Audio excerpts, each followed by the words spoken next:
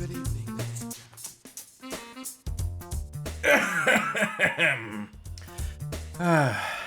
Baby, I'm still free. Take a chance time on me. Welcome, everybody, to the Bad Game Hall of Fame stream. Welcome to Bad Game Chance Time, my favorite show, my favorite segment that we do. Me too. This is my favorite segment. I'm lying. I don't think Charkie is. I'm not lying. I'm lying through my teeth. As everyone well knows, I dread this segment. It makes for a great segment. It makes for great TV, as they say. But boy, howdy. We're not doing the LJN connections today. I didn't feel like it. I didn't feel like doing research on the history of LJN. I know what I need to do or what I need to say. We're in that phase of the story. But this is like a punishment for me, basically. I'm basically punishing myself for not committing to the schedule that I set forth for myself, and hence Bad Game Chance Time. You know, the audience seems to like it too, so, you know. Mm-hmm. I figure that's something. Charkie, save this intro. Oh, save this intro. I don't want to say. Like I said, I like Bad Game Chance Time. It gives me the opportunity to play a bunch of games I had never played before, maybe never even heard before. I mean, do you want to just get into it? Yeah, I think all right, we just get into it. Okay, well, I mean, first things first, I would like if we could observe a moment of silence here. Oh, yes, of course. There's something that happened during Thursday's stream that we didn't catch at the time because we were busy, but as actually I'm sure most of you know at this point, Hulk Hogan's Twitter account has been mostly purged. He was hacked. Some of his tweets are still up with the old media stuff, but a lot of them are gone. I think we have forgotten. Gone but not forgotten. Gone but not forgotten. But we have lost quite a few like national treasures. This is like the Library of Alexandria burning down for the Twitter generation. You know, at the movie theater, seeing Teenage Mutant Turtles with all my friends. Poop Brother HH. Jaboni marks that work themselves into a shoot or don't know when they're shooting themselves into a work Brother HH. Yeah, so I just think, just for a moment, we should observe some silence here. It's time for the stream snack. Take it away. All right, I got two new things for us today. First is Farm Rich breaded mozzarella sticks. Now, I don't have any dipping sauce for these. I'm just going to have them plain, but let me try it.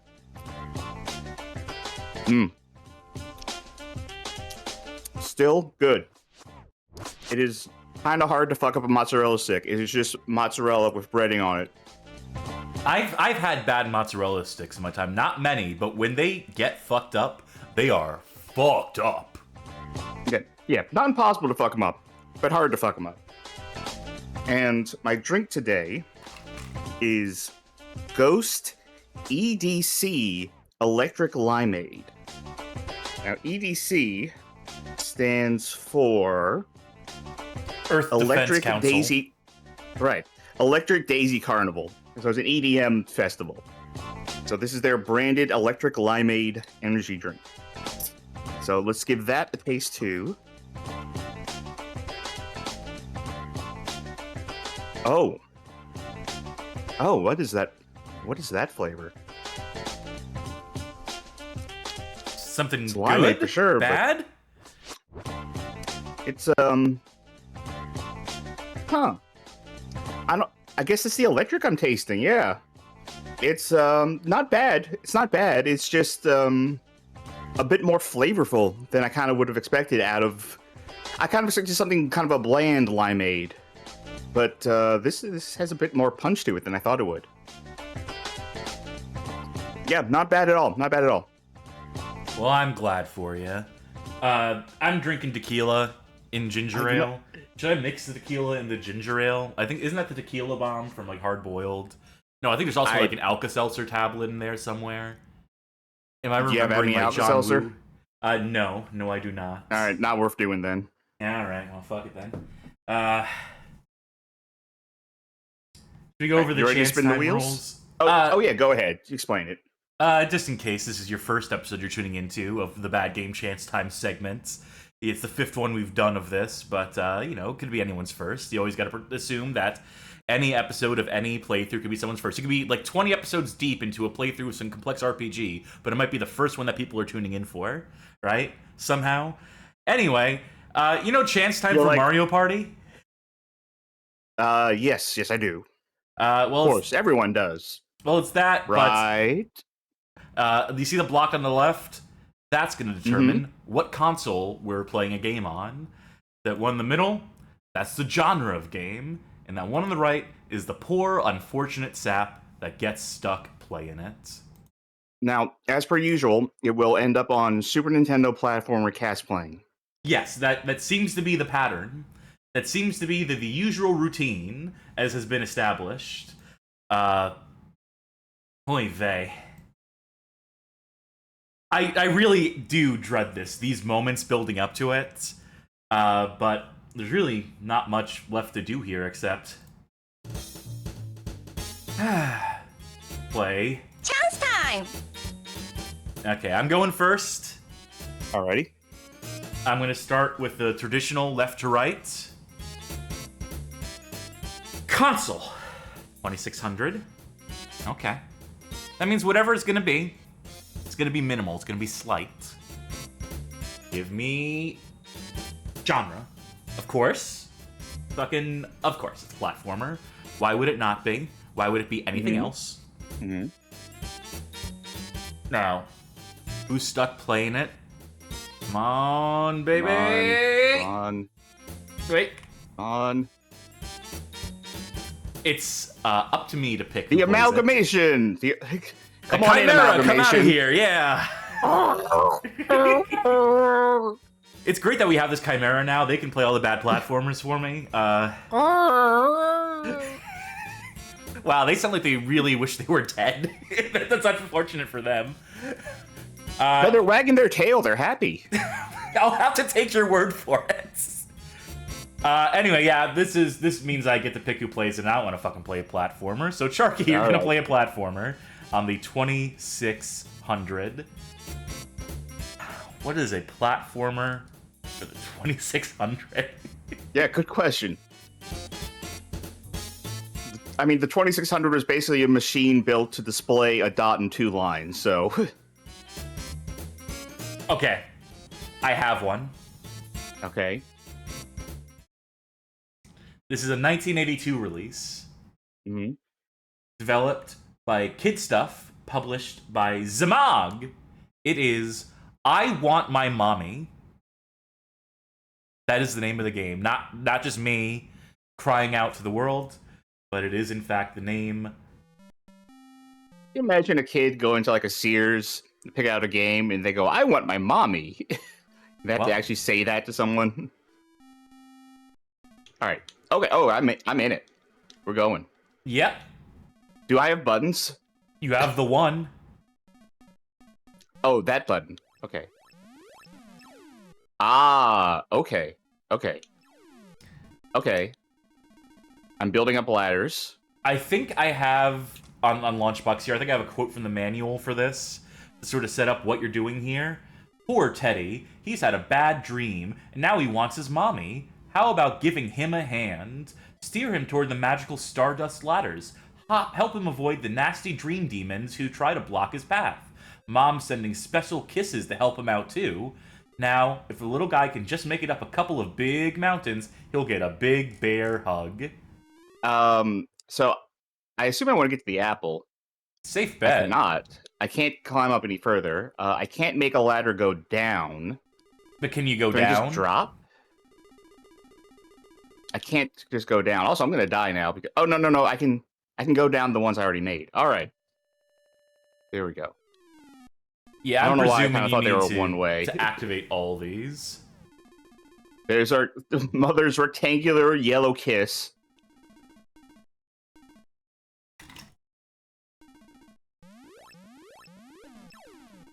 I just realized don't the know game is very if low that's- in the mix. Let me boost it up a little bit. I don't know if that gives me points. It almost looks like I'm invincible because I kind of like flash when I collect it, but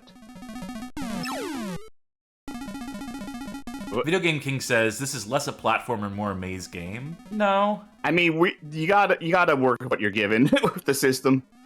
And also, these are platforms, right? Is that not the definition of a platformer? Check and mate. I wouldn't really call this a maze game. There's not much of a maze to it. Okay, so it seems to behoove me to just do everything on one floor and then go up. Yeah, that would seem to be the strategy. Also, Lisa Simpson at the top of the screen. Is that our mom? Is that the titular mommy? Fuck. Well, yeah. Back to the start.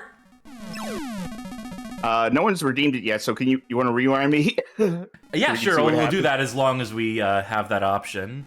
Just to save us and the viewer some precious time. Okay. Now, I don't care about, like, having to do that over again for my own sake, but, like, I'm thinking about the viewers. Remember, viewers, if you select no rewind, you are punishing yourself. Yeah, that's really the thing, and it's been surprising to see since we added the redemption for please no rewinds or stop rewinding, how many people will elect for it and how often they'll elect for it, even knowing it's to the detriment of the show. Yeah, like, as much shit as I give Cass for, like, rewinding a bunch, like, it helps y'all, if you may. It helps y'all more than it helps us. Now, how come I can't avoid these? Yeah, you're just fucked. They go up a little taller, obviously. All right, I'm giving you a chance here to redo. Well, I think if I... Yeah. Okay. Just don't go for that one right now. Yeah, go down for now.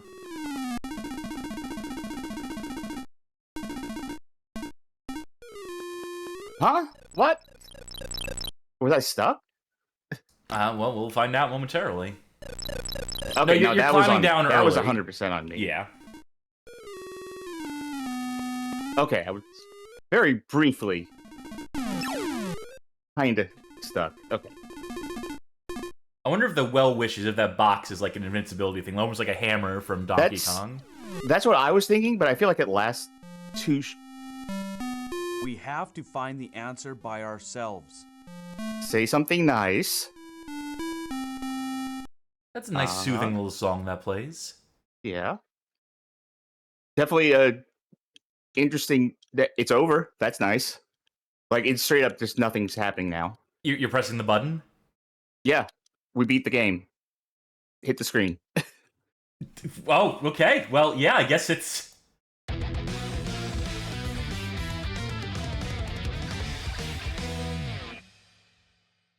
Congratulations, Charkie. Yeah. I think that was literally it. The buttons don't do anything anymore. You could try hitting, hit select and then start. Zamag. Give us an encore performance. This changed the game mode. Okay.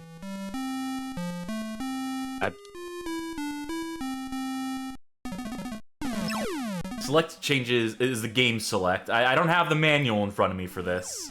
I could get the manual. This does seem like the same. Well, it's only going to be so different, right? Yeah. It can only... The game select is only going to change so much. Yes. Oh, I'm on the Wikipedia page. Huh? I Want My Mommy is a video game for the Atari 2600 released in North America by Zamag in 1983. So my year was wrong when I said 82. Here's the key thing. It is a platform game, parentheses, then called climbing games by the US press. The game was given the Kid Stuff logo on the cover art, meaning it was aimed at children under the age of 9. I Want My Mommy. How old are you? 10? She's gone, kid. Yeah, there's just the 2 stages in it. After completing the 2 stages, the game returns to the first stage, but at a higher difficulty. So it's supposed to, It definitely did not. There's the button, and nothing happened. The August-September 1983 issue of Video Games Player, the magazine, called the game, quote, great for little kids, but bad for everyone else. So we were always had like lower standards for children's entertainment, even back then. Evidently. All right, I'm looking at the manual. I want to see what game modes are present, if they mention anything about the game select switch. I'm You looking just at my enjoy situation, yourself. and I think I might have screwed myself. No, I'm fine.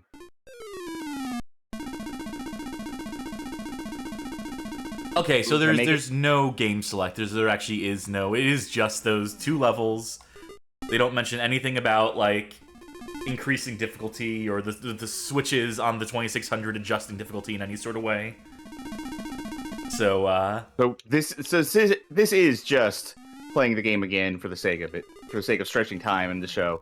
No, you gotta be faster. Yeah, there you go. Da, da, da, da, da, da.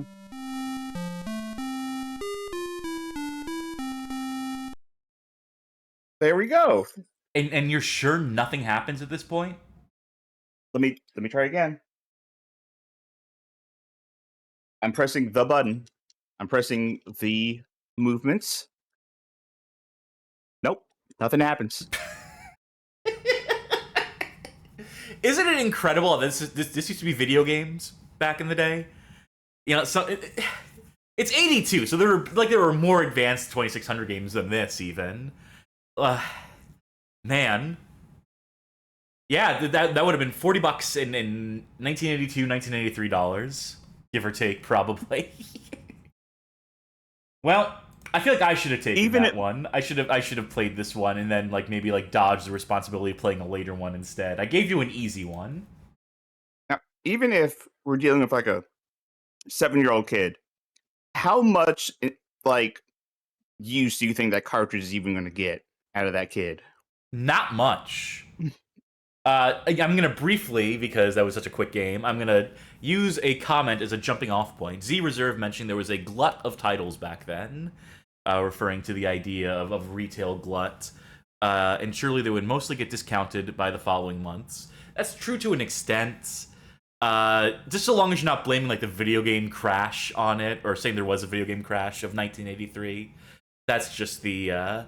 there's a lot of myths and rumors and misinformation surrounding that period of games history, and I am something of a personal cause of mine is debunking a lot of that stuff. So yeah, there was definitely a lot of with the emergence of third-party developers and people trying to cash in, like that ZMag, the publishers of that game. Sure, you could definitely say that they were flooding shelves to a certain extent, but Atari was carving out the spaces on the shelves where their games would showcase. Most of these games, you wouldn't see them out in the world. They wouldn't be at the Sears Roebuck, So a lot of times you'd have to go to an enthusiast shop or one that was not completely in the pocket of Atari. But that's a whole other can of worms. That's a whole other kettle of fish. You know what flavor I think I'm tasting out of this electric limeade besides lime? And I could be completely off base, but I think I'm tasting cactus. Cactus, you say? Yeah. Something kind of floral almost, but it kind of reminds me of a few times I've had kind of cactus fruit. Cactus is good. Nopales.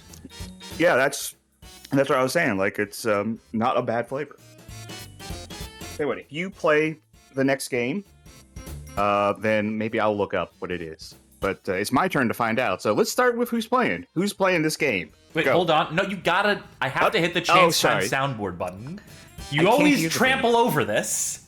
I can't hear it. Chow's time. Okay, now you may proceed. What are we doing well, first? now I don't want to. How about that, huh? How about I hold the entire show hostage? There's nothing we can do.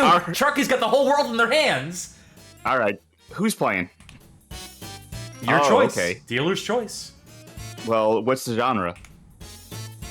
Also, random. This is a new block I've added. Yeah, this is in the event that it could be any genre. So genres that are not represented on the block. It could just be any game for the console. Okay. This is.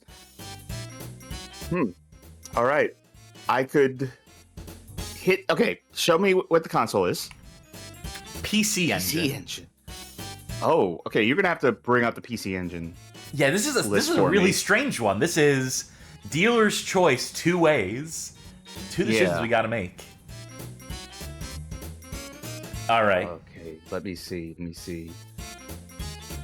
I see one that we have to save for a full stream someday, so I'm not touching that one. Is it this one? No, it's bottom row, second from the left. We were saving that for a whole stream someday. Bottom row. Oh, yes. Anyway. Yeah, for reference, we're also including the PC Engine CD. With this, Yeah, we're not including the super graphics and the 5 games that exist for it. Let's see. I think this is going to be you, should play Darkwing Duck. Fuck off. Listen, I remember Darkwing Duck on the NES. That game was cool. It was like a Mega Man style thing. Oh, you're really doing this to me. Yo, you actually are going to make me play Darkwing Duck. Yeah. Or unless you want me to take that back. If you want, you get one grace. If you don't want me to tell you to play Darkwing Duck, I will pick something else for you. No, I mean, the spirit of the show is torturing each other, so I guess I'll have to give this one to you. I told you, I played Darkwing Duck on NES.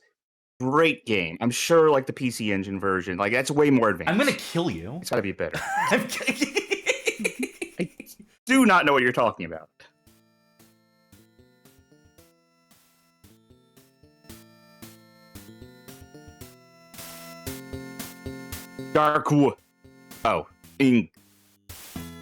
Video Game King asking, did they already play Darkwing Duck for one of these chance time streams? No, not as of yet. I think I said that the next time we land on platformer, we have to do Darkwing Duck. But oh, see, I'm fulfilling it. Yeah, we didn't land on platformer though. You pulled that out of the wait, hold on. Preferred reserve. What is this? A specified device is present. It will be allocated for this player. This is new in RetroArch. I'll have to deal with that later. I'll have to look at that after the show and see if I can't figure that out. That might solve the issue I've had. Also, Magic Meows asked, did you add a tile for choosing the console too, like dealer's choice for console? And no, not as of yet. I could do that at some point.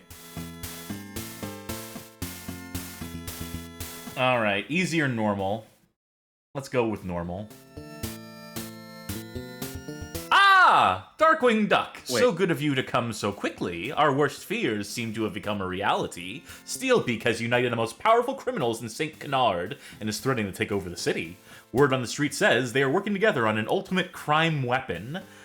I hate those, so super dangerous. All we have uncovered are photos of the criminals looking at stolen paintings. Yeah, some weapon. What all this has to do with an ultimate crime weapon, we do not know, but I want you to find out. Good luck, DW. Hey, there's some important stream snack business here. You continue to do this. I will be right back. Very good. I will investigate this photo of foul. Can I pick the hot dog? No. So this is our stage select, I reckon. Gosselin and Honker will help you assemble the stolen art pieces you recover from each level. Use button 1 to move the pieces. We don't got no pieces. Alright, let's start from the left.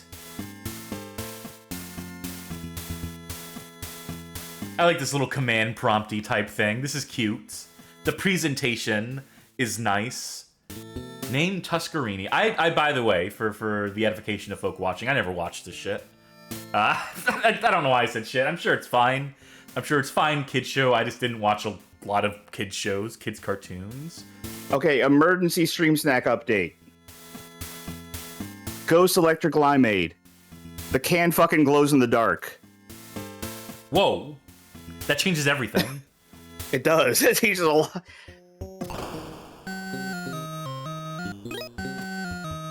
I saw someone say it online. I was like, bullshit. I had to go test it out. And yeah, the Ghost logo glows in the dark. Now, this is exactly how I remember the NES game. This music is pretty dire. First things first. Cool.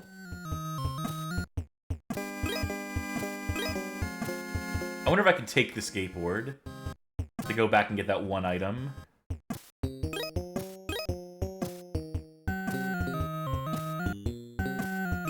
Holy hell, this is tedious.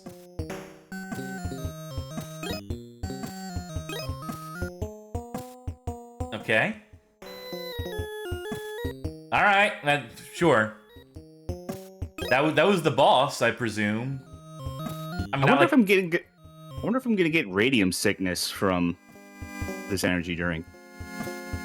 Magic Meow says it's a real uphill battle. Time them out. Fuck on it, off. boss. What the... Okay, maybe I'll use the gun instead. Cool.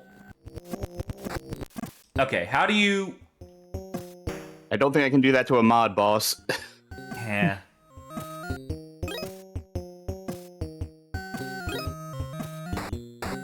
How do you what now? Oh, no, I missed the puzzle piece. You know, it's very important for the 100% clear that we're going for that I get that puzzle piece there.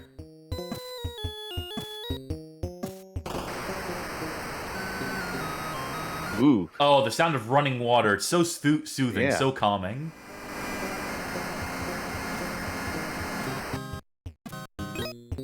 I think you've already gotten farther in this game than the Angry Video Game Nerd did. Over the course of an entire episode? Yeah, that sounds about right.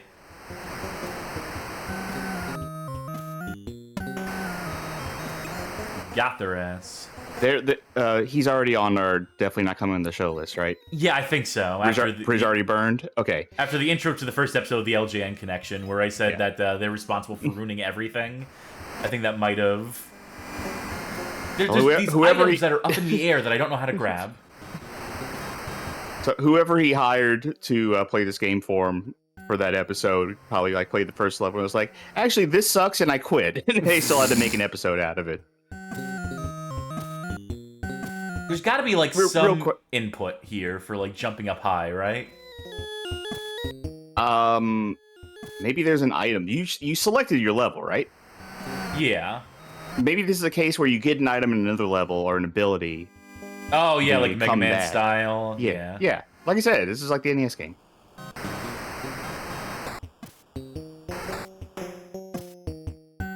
Don't you know that water hurts ducks?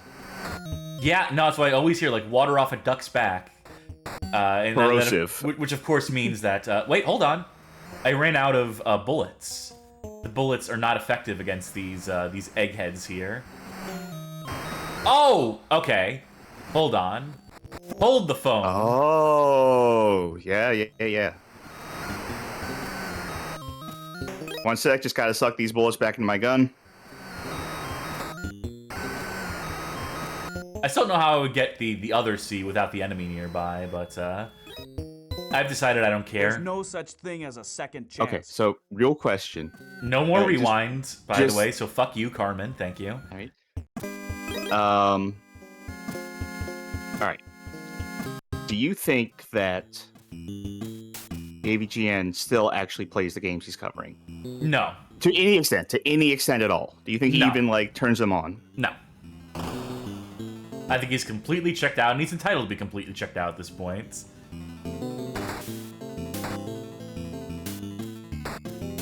Oh my god. Just for the C, I'm gonna check out what was his most recent episode. Well, his most recent episode was what is the best Castlevania, so I'm sure he has some knowledge already built up of what Castlevania knowledge. games are. Yeah. Oh my god, okay, I need to articulate just how bad the jumping is in this game, which is say it's very bad. This game just doesn't control, like, adequately enough. Okay, hold on, wait, what if I did it like, nope, you can't do while they're in the center, so I need to wait for him to get all the way over to one side of the screen before I can attack him. Okay, so he does that. There's no way he played My Horse Prince.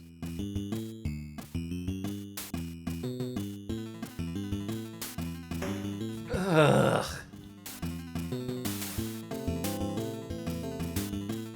All right. Now, Cass, I'm going to I'm going to supersede Magic Meows's stop using rewind thing, because I want you to rewind to the start of that boss.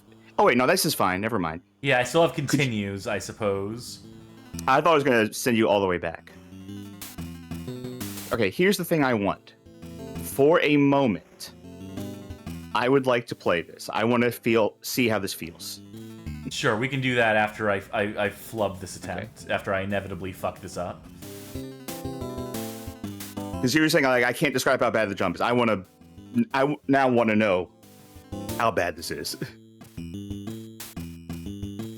Oh, there's just not any, like, quickness to his step. That is the primary issue. He does look sluggish, for sure. All right. It's going to be all you in a second, Charkie. All right.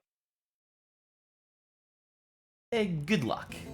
All right, let's see if I... Is it a...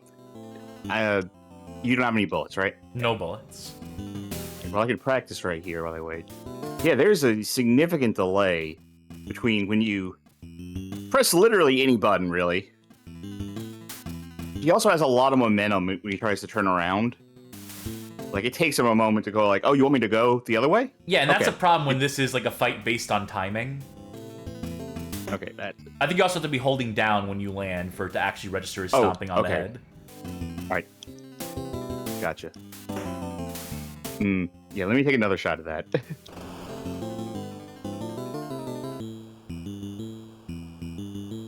What were you even thinking? I was kind of thinking that it wasn't going to scroll that far. Bags from the top. Mm-hmm. Uh-huh. Oh, you're Bags going from up the there top. again? Okay. Yep. Yes, you. Yeah, it's that slowness to like actually ever jump, which is the real killer. Man, that is. I do want another shot. I'm playing this now. All right, go for it. Camberdian asks, which has worse sound design, this or Rayman on Jaguar? Oh no, that was it. That was all of it. You got one chance at it. I don't remember Rayman on Jaguar because I do my best to forget about Rayman, the platformer Rayman. Why don't There we was just like go after the whole versions. organization at once? Why don't I just Let's that? compartmentalize it. 5 birds with one stone. Her. She's the ringleader for sure. All right. Video Game King saying mouse menacing, hovering menacingly over the say something nice button. Go ahead. Make my day. It's the same fucking song. Are those gems my bullets? Bullets? Okay. All right. Good to know. Good to know. I'm fully aware of what I'm doing. Can't you see? They redeemed a drink up instead. You know, sure. Whoops. Well, that's probably a life. Splash that tequila in my cup with ice in it. Oh, that's the end of the tequila. I got a lot of mileage out of that bottle. Many happy memories made on stream with that bottle. I want the egg. Aww.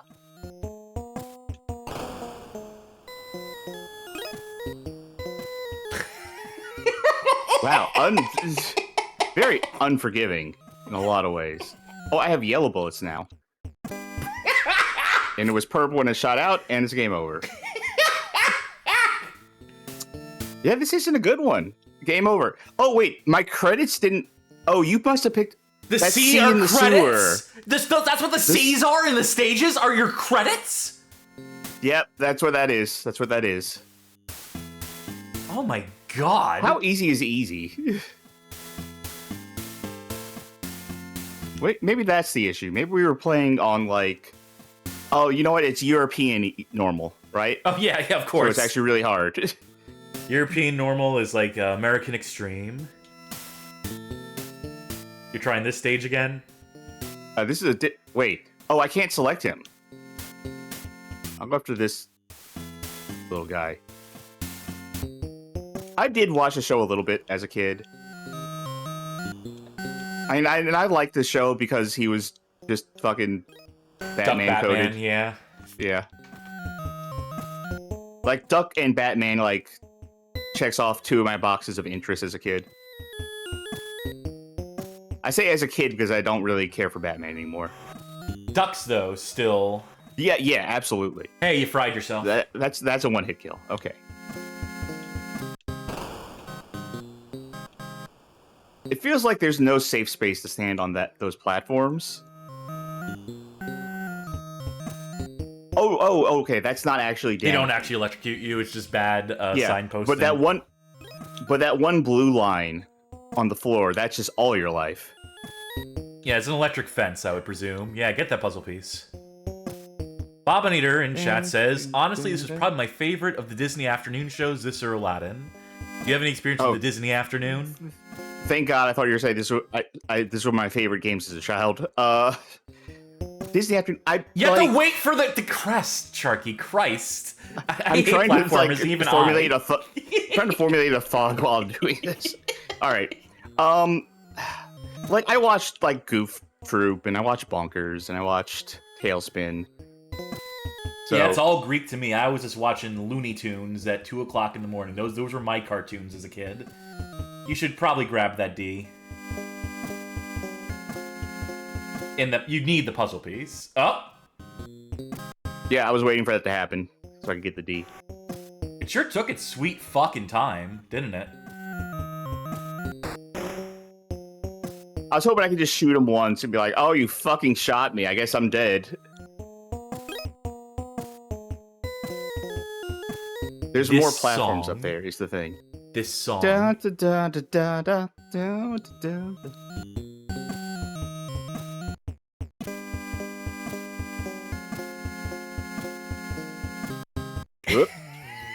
Oh well, you know what? We still don't have rewind. Yeah, I know. Oh, I do need to go up there. But I needed to go down here to get that puzzle piece. But I still need to go up there. God, thank God this like doesn't have a time limit on it. Yeah, the only time limit is your patience, which is being tested. And the audience's patience. It really makes it hard to like time any sort of jump with how that was part of the problem with trying to, because you were saying like jump at the peak of the thing and you're getting frustrated with that. It's like when you press the jump button, as you remember playing it, pressing the jump button doesn't mean you're going to jump. Natsume in chat saying, oh, hey, debatedly the worst TurboGrafx game. It could be this, it could be like, I thought Keith Courage was pretty fucking rotten. F1 Pilot, Your King of Kings, Energy. But this is definitely up there. This might be worse than all those games I just mentioned, as a matter of fact. I like how I had to jump down, there was a puzzle piece there, and right underneath the puzzle piece was that thing that I have never seen before in this level, and that thing is damaging. Of course. How do I even exist saying that Keith Courage seemed to have some interesting ideas? Yeah, sure. Okay.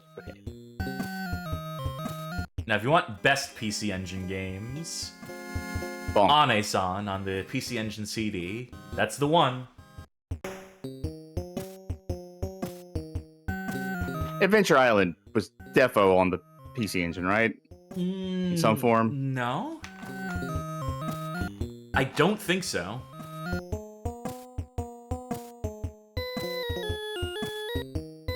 I'm gonna lose my mind with this fucking music. This is... I'm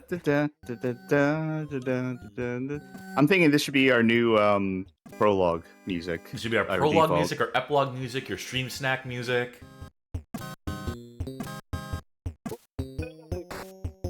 Whatever. Burn in hell. Alright.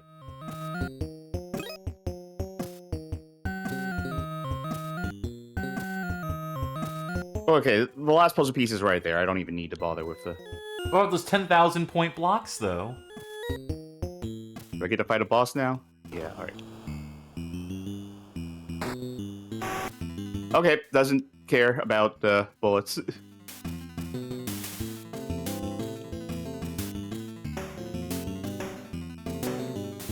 This boss seems so much easier than that bullshit one I got Thus stuck far, with. yes.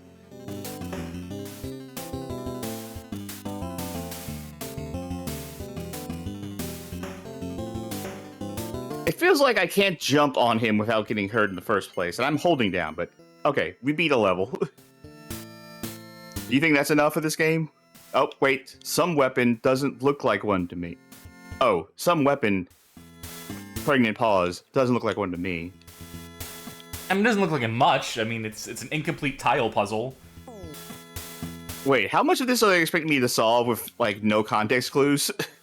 Basically none. I mean, you're getting 10 pieces per stage. There's 4 stages. Okay, I can hit start to go. Alright, it wasn't gonna make me find, like, well, you figure out where the fuck they are. Alright. You finally made it. I just want to friend. see if his level will even load, because it didn't last time. Fugitive location Location unknown. unknown. Yep, you have to catch get everyone else Okay. first. Yeah. So we've seen every level that we can see. No, we haven't. We haven't seen the mole on the right hand side. Have Yeah, we did. Which one was he? I don't remember what his thing was, but it sucked. Moliarty? Yeah. It was, this one. The Pitfall 2 level. You don't remember this stage and its unique music? No, this is all it's all washing over me. Remember, I fell down one of those pits. I'll take your word for it. We have definitely played this level, though. You gotta jump on that head. Thank you for the raid, by the way, Johnny Baghead. Just in time to watch Us stop playing this game. You're gonna finish it! It's the rest of the stream. And, like, next week's stream, In the stream after the that. week after that. Yeah, we're actually gonna become professional speedrunners of this game. We're gonna learn how to one credit clear it. This is actually the new direction for the Bad Game Hall of Fame, is just one We're bad gonna game in particular. We're gonna find the credits warp. If there isn't one, we will make a credits warp. Well, see, now you picked up a continue, so you gotta keep playing. What's great is, I was supposed to be the one playing this game, and then Charkie just said, I'll take it, I'll pick it up, I'll do this. Because I saw you playing it, and I was like, ooh, this looks terrible. I want to play it. That being said, I'm done playing it. That's Darkwing Duck? That's Darkwing Duck. Ay, ay, ay. Yeah, I can see how that one gets a sort of reputation around certain parts. So, not quite as good as the NES one. That was Radiant Software and Interactive Designs and published by Turbo Technologies in 1992. So, I'll keep an eye open for any Radiant Software interactive design games in the future. See what else was in their oeuvre. But for now, it's my turn, right? Yep. Okay. Time to play. Chow's time! Let's start with genre. And... Fuck. Charkie, why? How does this keep happening? It's not even... Okay, let's see who's playing it. Okay, you know what? That's All fine. right. That's A-okay. Yeah. And what console is it going to be on? The PlayStation 2. Oh, okay. A PlayStation 2 platformer. Huh. There's got to be a few of these. You think there's probably a couple platformers for the PS2, right? You know what? I heard Ratatouille on PS2 really sucks. Don't make me play that, please. You're not getting out of it that easy. Yeah, I'm looking at a few. I'm sure there are people who out there specifically because of the Discord server who think that I am like hyper fixated on Ratatouille. And you are. You absolutely are. Okay, here's the thing. I've never seen the movie, and I kind of don't care to see the movie, and I kind of don't care about it. I just think the game is very charming. Yeah, that's completely fair, I think. Doesn't help us pick a platformer. No, we're not doing Enter the Dragonfly. We've already done Enter the Dragonfly on here. We've beaten it already on here. Is this a platformer? I don't think that's a platformer. No, that's a fighting game. We can't do these because... No.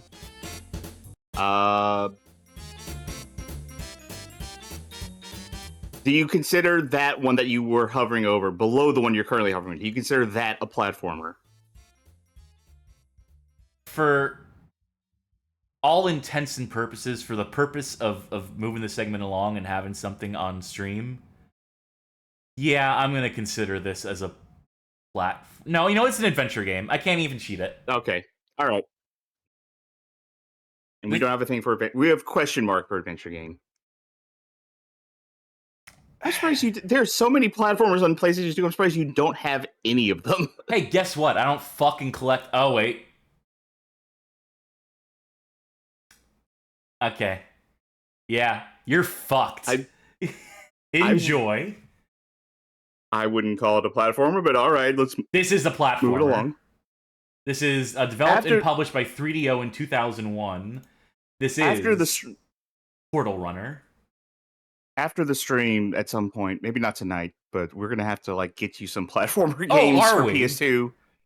Yeah, for the sake of this specific show. 3DO. There's a bit of infamous story behind this one with I don't have all the details on hand because this isn't. Oh, I'm gonna have to lower that. Yeah.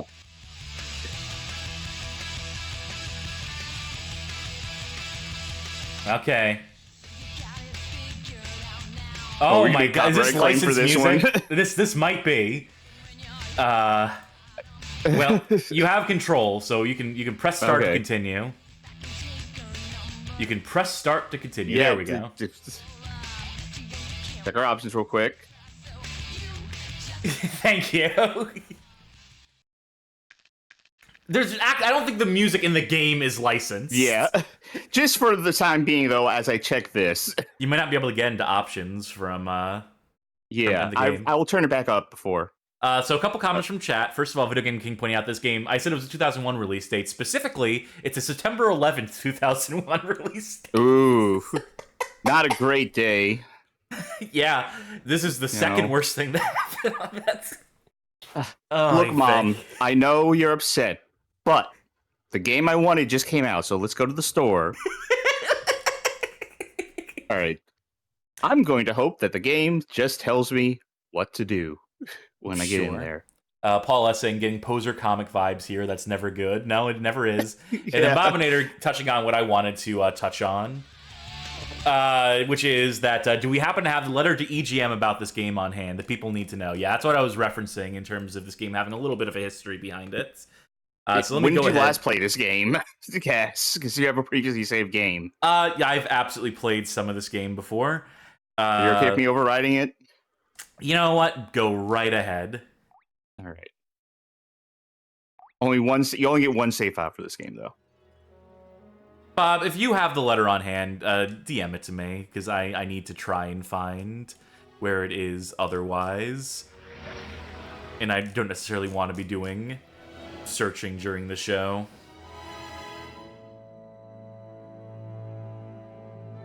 I like this because this is like a spin-off of the Army Men series. Yes, that should be clarified. Yes. Who is the most powerful ruler in all the world? Which means that at some point, like they over at 3DO, they're making the Army Men games, and like which they made like 1 billion of. And at some point, one guy on the team was like, "Yeah, but let's make one that I want to fuck." Who is the most powerful ruler of the other worlds? Well, in that case, you are, my queen. Yes, Rage. I am. Also, huge food fight vibes right now. Yeah, you're not wrong.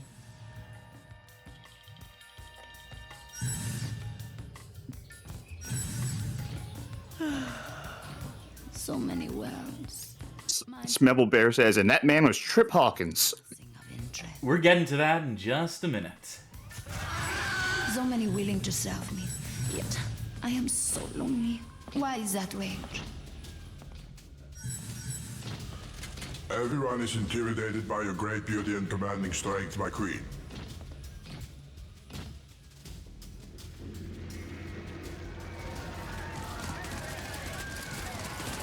We saw one Army Man thus far. All right, I think I have. Bobinator, thank you for sending that. I can archive that org to get the full letter for this. Is missing. Perhaps the queen needs a king. A king? Oh, what? Why, who would be worthy Oh. of my beauty and my I have that exact. I'm looking at the cover of GamePro that you have on screen there. That exact copy is like sitting in the other room. I'm not gonna go grab it or anything, but Yeah, I'm gonna link to an archived org, a Wayback Machined page here in the chat. I'll also have this in the description. Oh, she's so beautiful. You are a little treasure, aren't you, my sweet? A little treasure waiting to be built. imagine like he's saying like, despite your hideous like skin deformity, I still love you, Miss Portal Runner. You and your hideous like not green skin.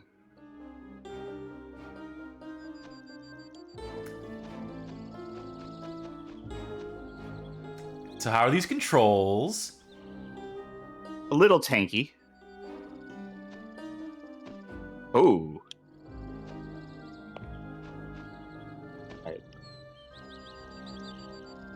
The camera's inverted on the x-axis, Of course which it is is. great, Which is how you want it, yeah.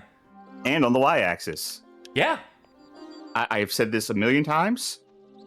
I love the 6th generation, but they had not figured out shit about which way cameras are supposed to work.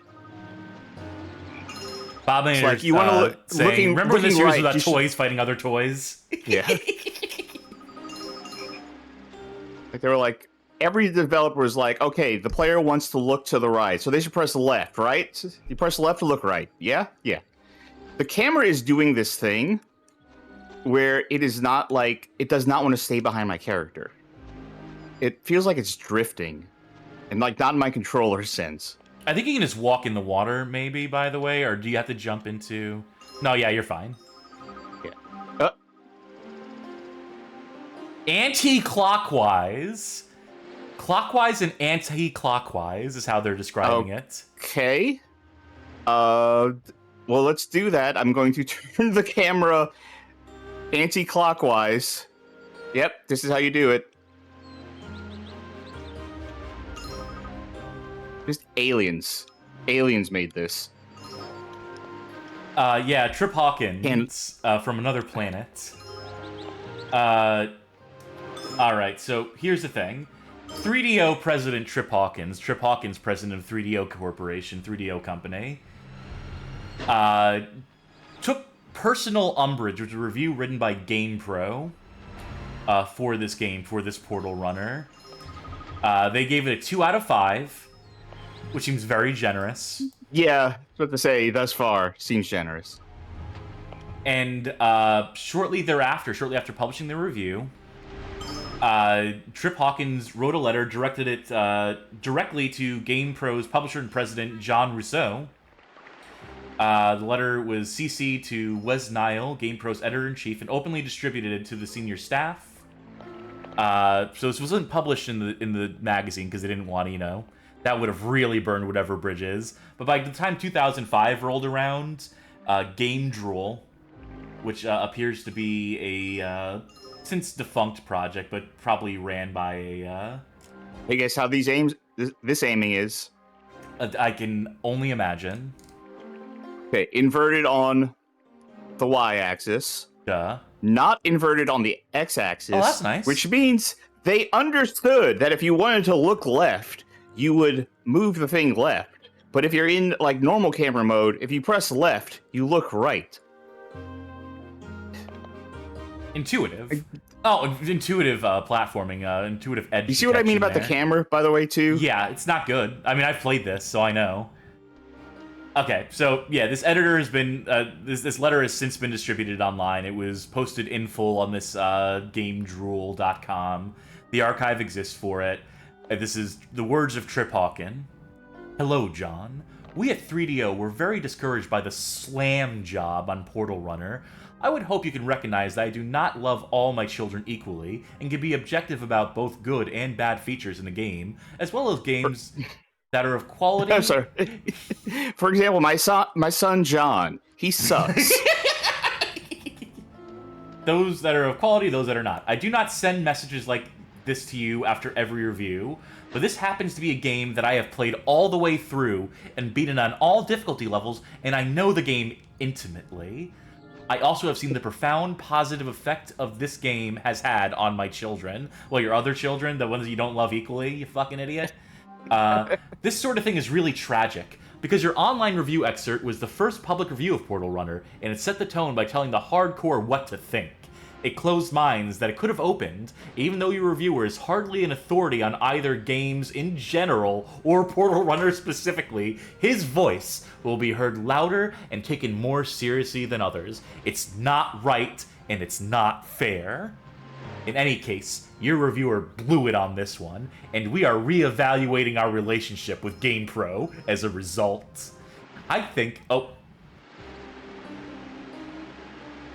Bye, Sarge. Well, he ran to the portal. Game complete. We've met the expectations you're of the the portal bot title. runner. You're okay. the portal runner. Look out, Sarge! Now, this is not what I expected out of a level 2 here. Go on. No, we should actually let the game speak for itself for a bit. I'm not even halfway through that fucking letter. He goes on for like 1, 2, 3, 4, 5, 6, 7, 8, 9 more paragraphs. I've only read 3. So I'll pepper in a bit more of it as we, Jesus. Oh, okay. All right. Hey, remember That's there's a remember it had generous. a hurt box at the bottom. Remember that it had a. I should bear that in mind, that there was something at the bottom to stop me. Oh yeah, I suppose so.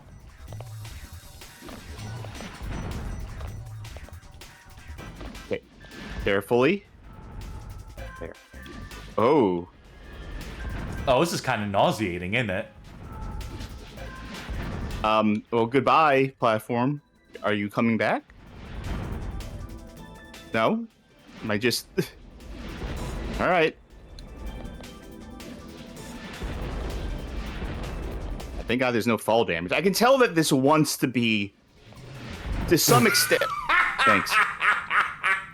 To some extent, this wants to be Tomb Raider real bad. You're telling me it's not succeeding? I can feel it in the...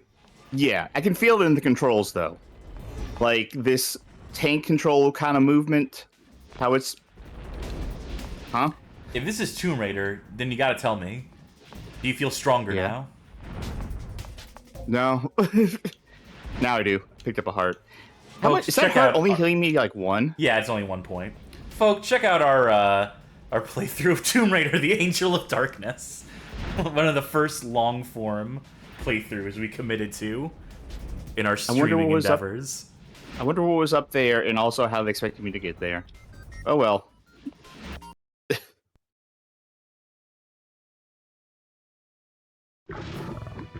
But it's kind of unceremonious.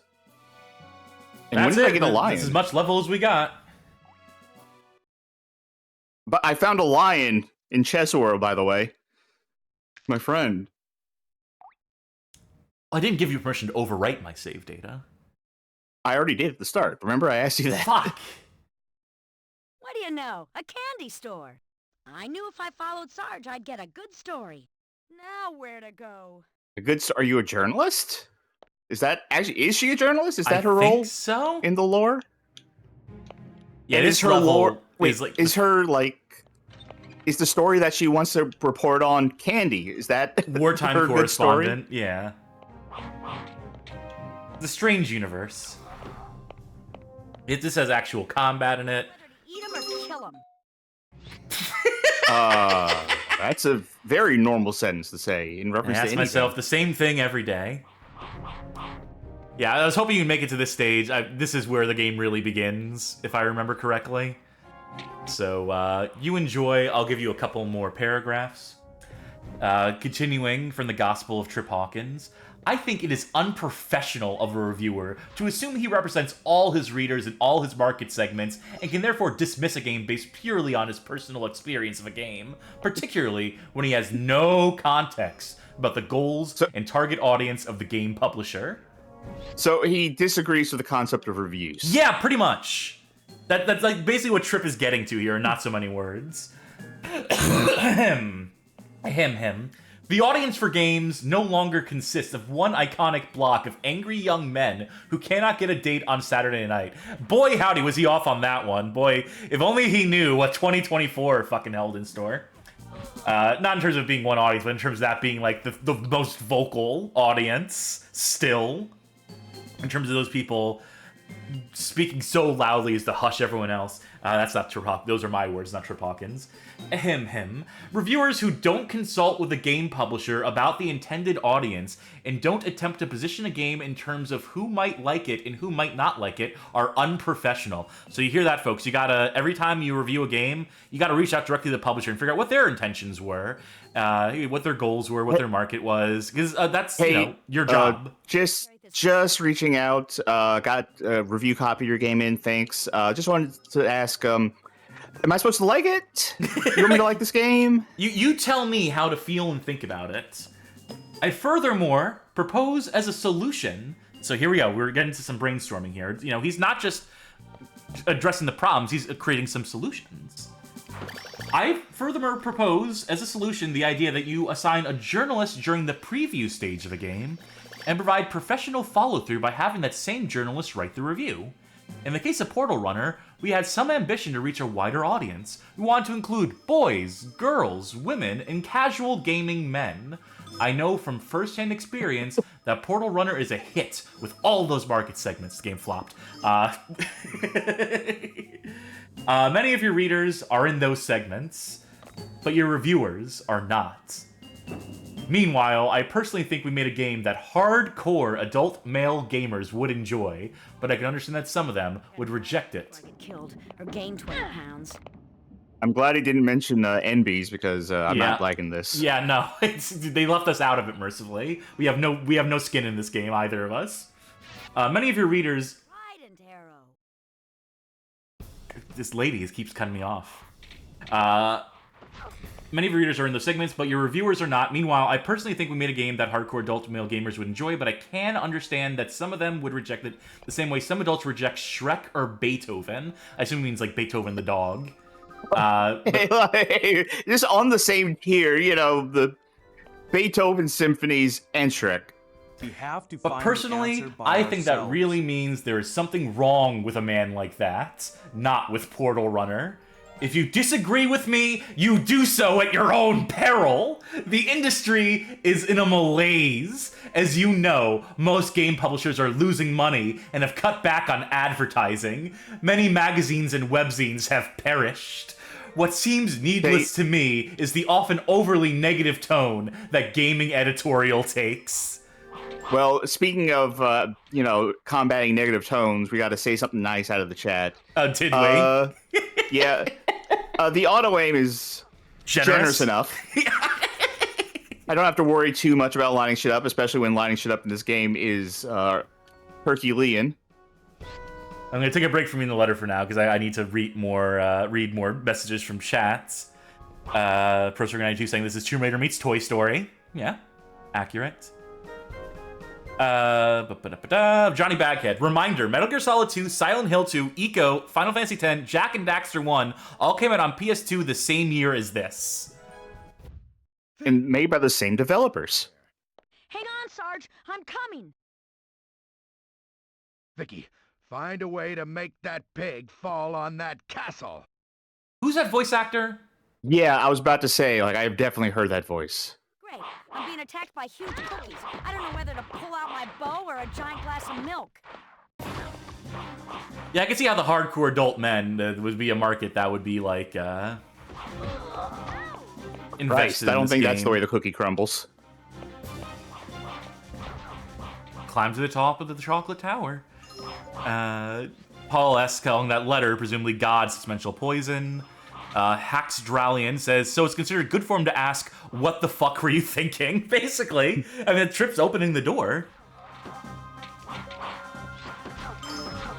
Casual gaming men is some sort of sentence.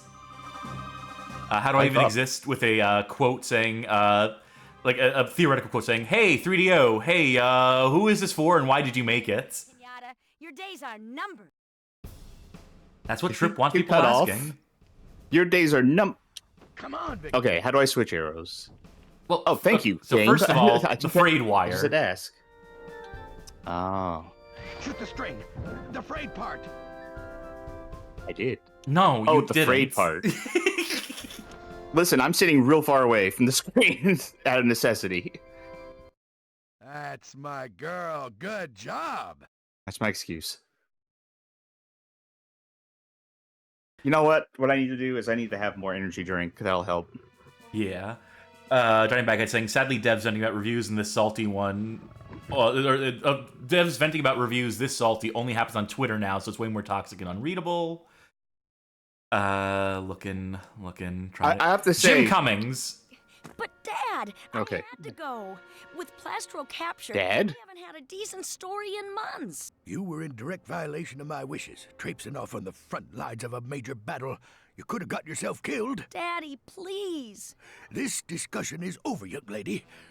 a bit of Reagan in there. Further notice. Now go home. Some home. I live on an army base. Sir, we just got... Oh, hello, Vicky. Hello, snitch. That'll be all, Vicky. See you later. Funnily enough, voice of Sarge is Mad at me? No. also the voice of Darkwing Duck. Since her mother Jim Cummings. passed away, well, Direct violation of my wishes. Ha! Vicky G, star reporter for the Green Army News. Grounded. oh, Miss G, I have a package for you. Did Jim Cummings do every male character in this entire game? What the? It's cheaper to get one guy to do every voice than a bunch of voice actors to do individual ones. Oh, they're cute. They're adorable.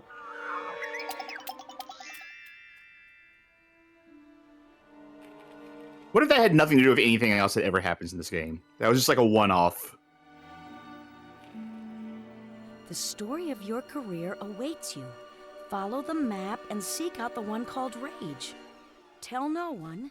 Leave now. Hey, listen, I didn't mean to get you into trouble. I just... Sarge! Oh, hey, don't worry about it. You know, your father's right. You are a bit too adventurous for your own good. So you agree with him? Well, that was good, Sarge. You'll be buying plastic flowers for a week. It sounded like such a good idea to say to someone at the time. Ahem. I gotta say, I'm sorry. I wanted to talk about the game for a second. That's all right. No. Okay, sorry. I gotta say, second level, markedly better than the first. It didn't seem much Like, better. The platform seemed like dog shit, especially. I don't know, that like game feel that approach just to be way better. But we'll see about this level, and we'll see what's in the rest of this letter. Most of you have editorial staffs that are dominated by angry young men that are poorly trained and represent a narrow and anarchistic element of the world's population. They have a negative attitude and are looking for what is wrong with something instead of looking for what is right and who might like it. I mean, he's right about like the negativity slant, about the negativity bias that it persists, continues today. But welcome to the Bad Game Hall of Fame, folks. yeah. It reminds me of boys at junior high school dance. With their fragile egos, they stay on the sideline and say the band sucks, the girls are ugly, and that those brave enough to dance are lousy dancers. Your reviewers have no idea how to make a great game. None of them have ever made one, but they sure have fun telling us in a nasty tone how inferior we are to them. Oh my god.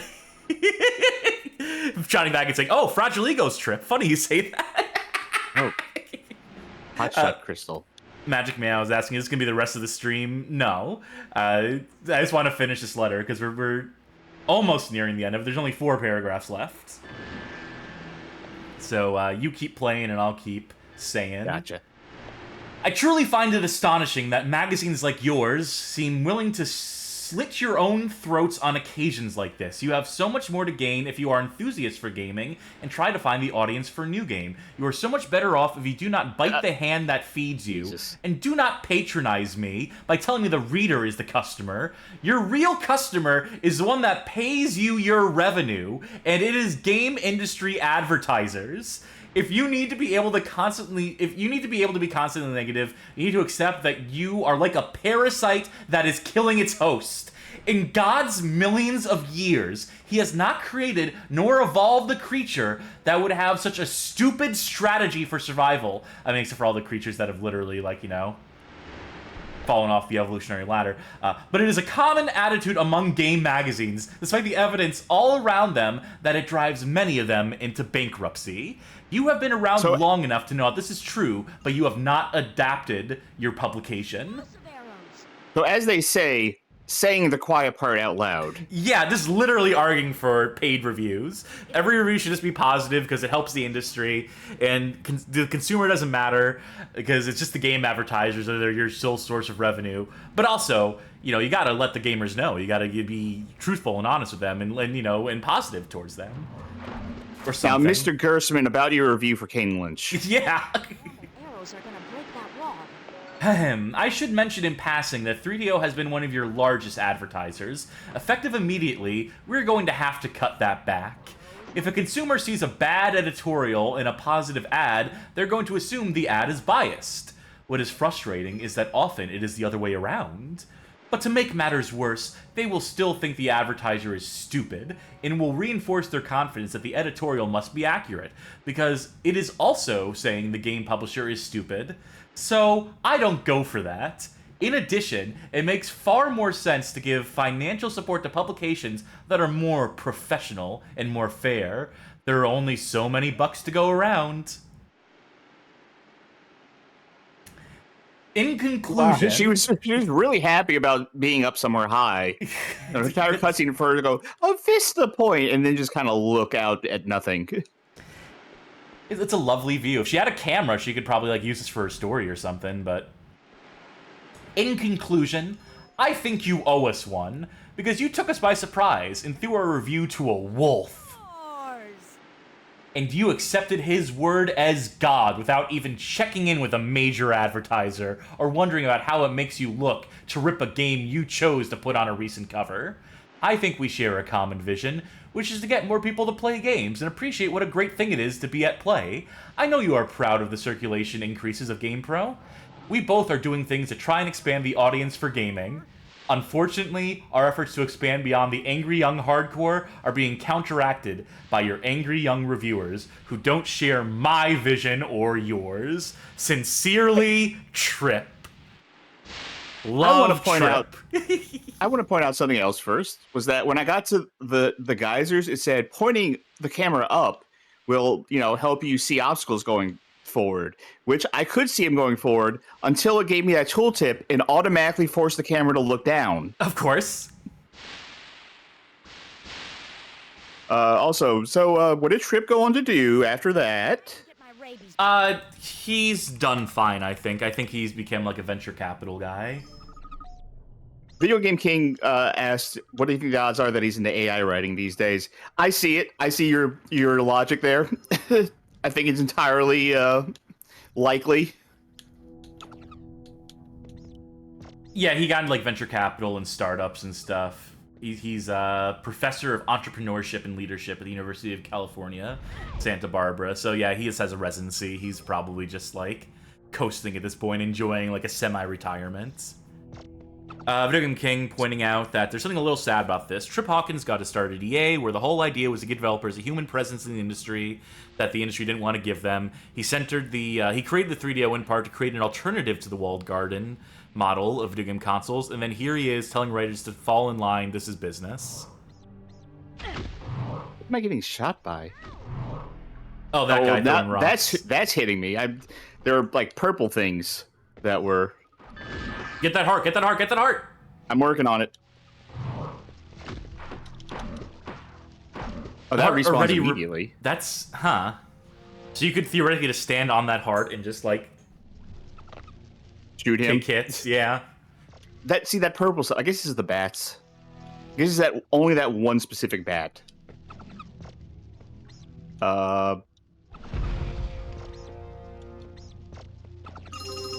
Please just make this jump. Thank you. Yeah, baby. Oh, behave. That's what I think of when I hear her say, yeah, baby. Do you think, now that we've gone through that entire letter, do you think that's it for Portal Runner? I mean, are you having a fun time? I'm having a boring time. Yeah, that's enough Portal Runner, I think. Yeah. You know, It's bad, but it's, now that I play more of it, it's really not offensively bad. It's just the dull kind of bad. well, maybe die first. I want to see what happens when this lady... That's it. Alright. Well, hopefully 3DO doesn't pull their funding from the stream after the lashing we just gave it there. Cass, I just got an email on the BGOS account. Fuck. Well, we'll read that after the show. We will do another round of... Chance time! Who's spinning this time? Who's... It is my spin, I believe. Is it? All right. Yes. So I want to know. Well, let's see. I remember how we did this last time. Give me the console. And... console. Okay. Tell me who's playing. It's All you. Right. And well, I guess there's only one left. What am I playing? What kind of game? Your choice. Mystery. My choice. Is that how this works? Yeah, just pick a random genre or whatever genre you... It has to be a bad game still. Now, the last time we did this, we didn't choose a genre. We just looked at all the games and chose a game. We did that for Darkwing Duck. Okay, that's a way to do it. So if you're looking at this right now...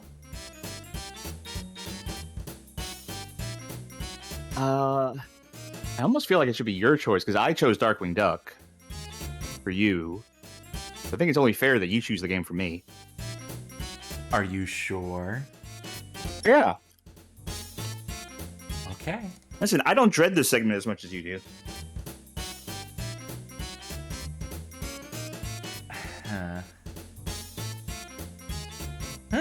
No, I'd have to get mouse I support. could not do that if I wanted to. Okay. This is a weird one. Yeah, okay, I know why you're picking it. I was actually just rereading some of that article the other day. This is a 1985 game by Sun Electronics. This is Ikki. The arcade version. This is... we do have an article on the site about the Famicom version of this game, which is... historically, according to some accounts, the first ever game to be referred to as a kusoge. It might be apocryphal to some extent, but this is the original arcade version that the Famicom version was a derivative of. I'm going to get the article up in the background, actually, so I can consult it in a minute. But first, we got to actually get the game up and running, don't we? That would help. I wonder if this will work. Yeah, very good. Thanks for fixing that.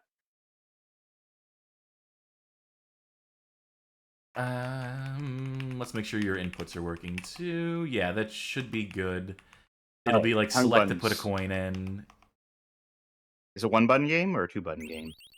I don't remember in the arcade version.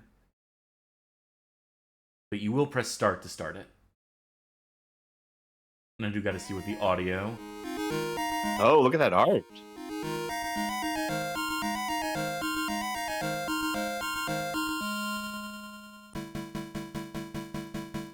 I think this is a better level for it. Yep. Should just be Okay, stretched to 4x3. I know this is like supposed to be like Tate mode, but... I personally, I wouldn't. I would keep it at the same resolution, the intended resolution. Yeah. It looks like I aim automatically. Yeah, so I don't really have to worry about... your projectile is home. By the way, I should mention when I say Sun Electronics, that is the prior name of Sunsoft. They might be better known to most as Sunsoft. I probably should have clarified that one. Whoopsies. But yeah, so this is the Famicom version. I'm reading my own article here.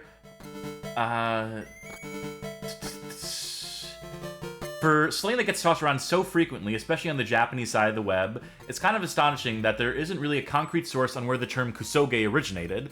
Best guesstimates seem to point to an unspecified 2002 issue of Famitsu magazine, in which illustrator and author Jun Miura, seemed to coin the term while writing a retrospective essay on 1985's Ikki for the Nintendo Family Computer, a conversion of an arcade game released earlier that same year. The major complaints would seem to stem from the fact that it's not necessarily a great conversion of that existing game. Then again, I can't be entirely sure of this, since nobody seems to be able to actually provide a scan of that original Famitsu article. But hey, if noted kusoge historian Heidi Kemp seems to sign off on this being the point of origin, that's good enough for me. And I still do back Devil Ray. Heidi Kemp's is one of the preeminent kusoge historians, and I thank them for their work in this sector, in this weird niche that we occupy. But I think in the 6 years since I wrote that article, I'm more inclined to believe that kusoge is probably predated, that it probably had to have had like origins earlier than that 2002 Famitsu article. And you know, in the 6 years since, no one has bothered to find that article yet, so no one has bothered to. I found the strategy. I think the strategy is get all the way up to the screen and then work your way back down, because enemies won't like spawn in. It's merciful enough that enemies will not spawn in from the bottom as you're going down.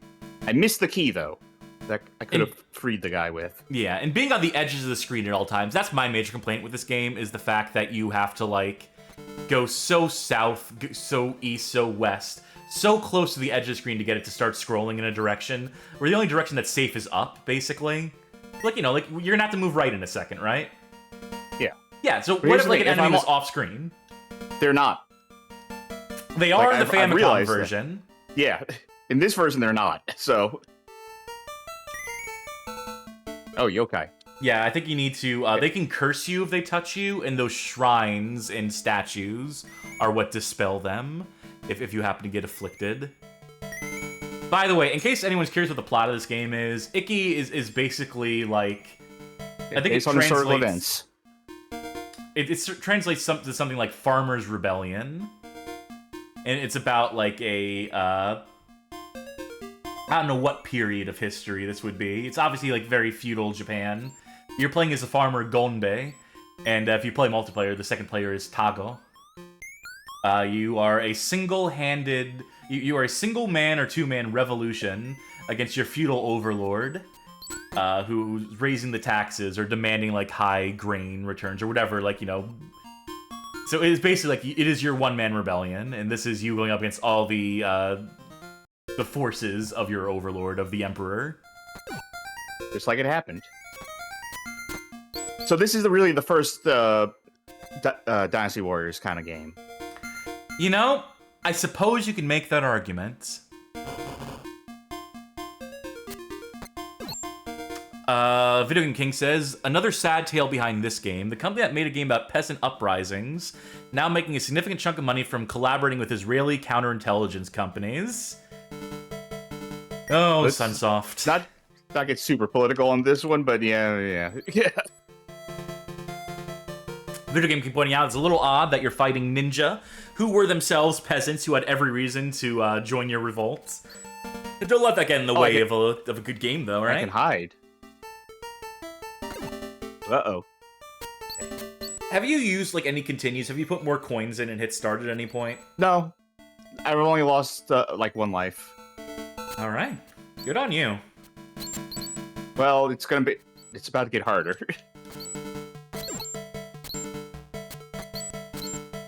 I realize that the Kusoge version is the Famicom version, but this is fine. Slight, but fine. It's that kind camera that really... Alright, so if that person touches you, you are stuck for several seconds while they mac on you. But you can still toss your sickles, so you should be okay. Oh, okay. Luckily, I just, moved to the basket first. It's amazing how much of this game I remember. Climb that house. Specifically, it's the Famicom version I remember, but, it's based on this, so it works backwards. Uh-oh. Man, I've had it easy tonight. I mean, me too, honestly. We're gonna have to really get like some Ah, suffering going in a lost little one. bit. Lost one. Oh, wait, I forgot. You just spawned back in. It's right there. I wish I could translate these cutscenes for you, but I believe that they are in kanji to some extent, which makes them, you know, unreadable even to some Japanese players who aren't up on their kanji. I like this song. Beep, boom, boom. Yep, that's the fast one got me. I think that might be game over there. It's over.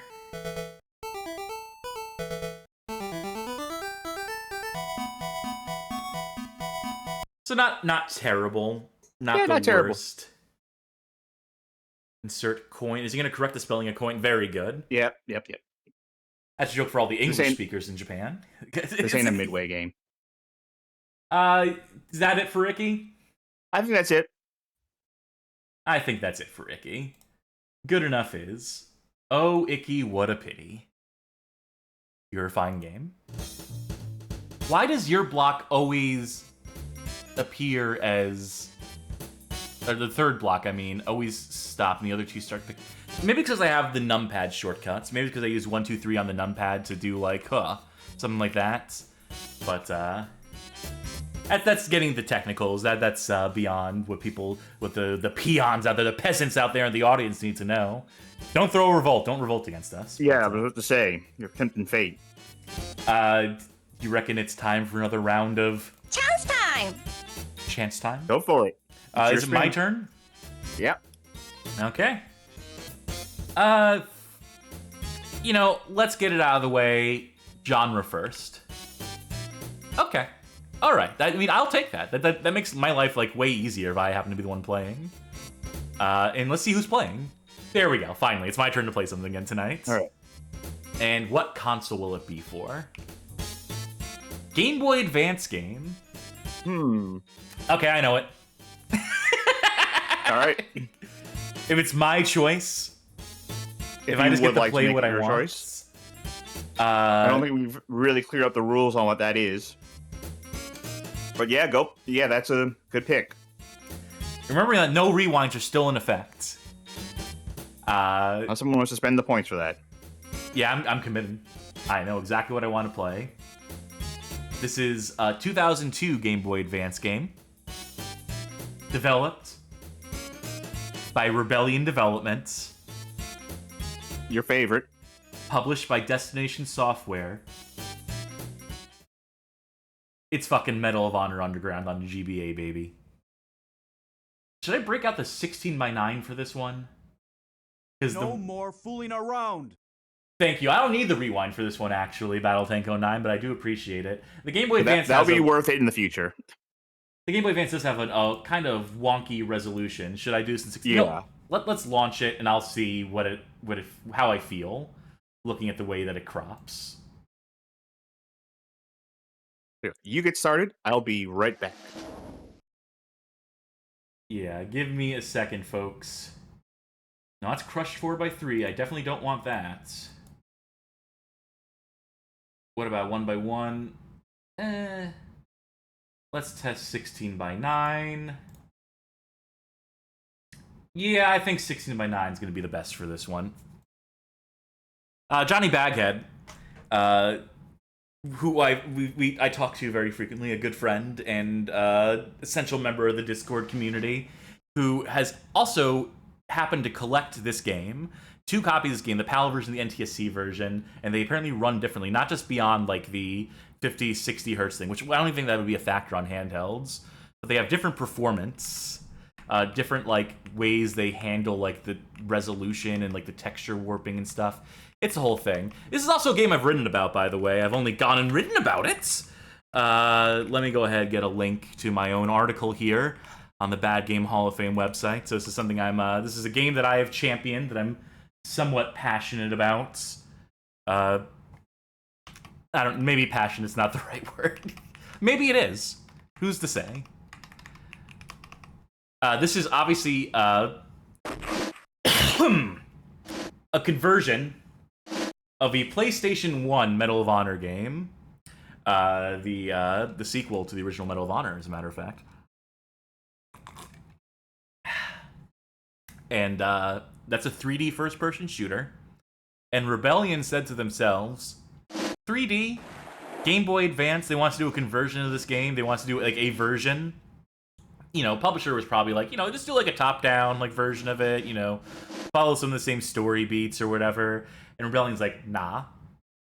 We're just gonna make a 3D first-person shooter for the Game Boy Advance, which isn't the first of its kind, wouldn't be the last of its kind, but would certainly be the worst of its kind. Bonjour, Manon. I'm sorry to call you over on such short notice, but we have an important new mission. This is my French accent. I know I'm nailing it. Remember that Danish boy who lives below me? You know, Males, or Nimels? I cannot make out the lettering there. Niels? Niles? Horrible font choice. You know, the one who keeps asking me about the resistance? He's always saying that he wants to join because his home country is occupied just like France. I didn't think he was serious, but tonight he's brought me a tip that we should definitely take advantage of. Remember how the Nazis took over the Paris Academy of Music and started using it as a makeshift armory? Go ahead. I like how, like, this is, like, a private, quiet conversation, and every, like, line is punctuated with a gunshot. Nina said that they are transferring a whole truckload of ordnance later on tonight from the Gestapo field office in Dubuissance.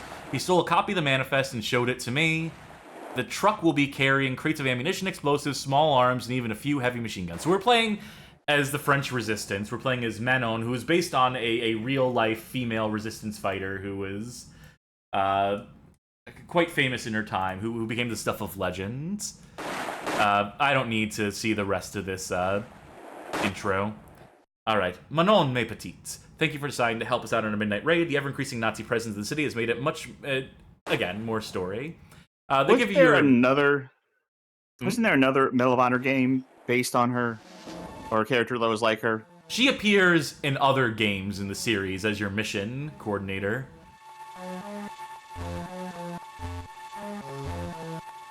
Welcome to Medal of Honor Underground, the GBA, baby! Let's move forward. Anytime I can show this game off.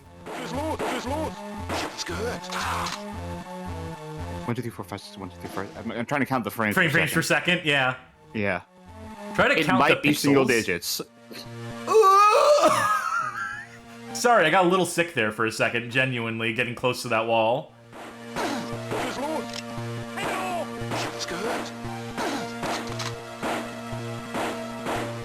Wait. Review. There we go. I'm making progress. You know what's impressive is that these levels are like very close in geometry to the PS1 original. So like Rebellion did good on that. If that's my like say something nice, that's my say something nice. Disappearing window because of the way that textures, because there's, you know, no like real texture mapping coordinates because this is software rendering and very primitive software rendering at that. Most of the good 3D games, good first-person shooters on the Game Boy Advance, because there are a few. The X vs. Sever Game Boy Advance games, both of them are kind of okay. The first one's better than the second, but you know what they would do? You see the skybox here, if you can call it that, is just blue. They would also make the floor a solid color, and that would save you a lot of frames. They did not think to do that for this game. They thought this floor, this grass was too important. Well, I mean, because of course, like in Europe, they have grass. Everyone knows that. This is our brother. You found your brother. Now it's not an escort. He's escorting us. We need to follow him, basically. I don't think he can die in this version of the game. Double meaning. That's a double entendre for folk who know what happens to him over the course of this mission. We'll get there when we get there. This first mission, I'm just stuck with a pistol. Medal of Honor Underground on Metacritic has a 86. The GBA version has a 46. Yeah. I was gonna say, clarify which version you're talking about. How Do I Even Exist says, I feel this runs like a Jaguar game, but perhaps I'm being too mean to the Jaguar. Yeah, you're being too mean to the Jaguar. I don't like AVP on the Jaguar. I don't like many Jaguar games, but even Alien vs. Predator on Jaguar, it runs at a slightly better frame rate, at a much higher resolution. Ugh. The way the walls warp and dilate and just everything about it. Oh yeah, it's like the walls are made out of a portal to another dimension. And this isn't like 100% accurate to hardware. If anything, it might be worse on hardware.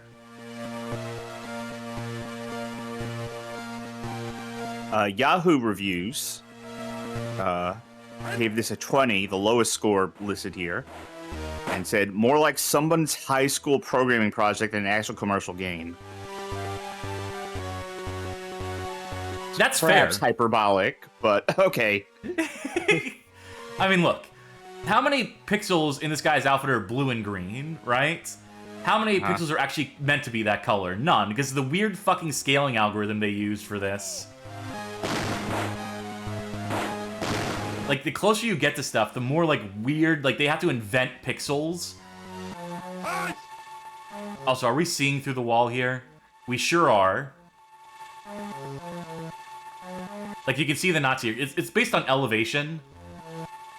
Oh, If you're not on the now right the door's vertical open, so you plane. can definitely see through the wall. Yeah.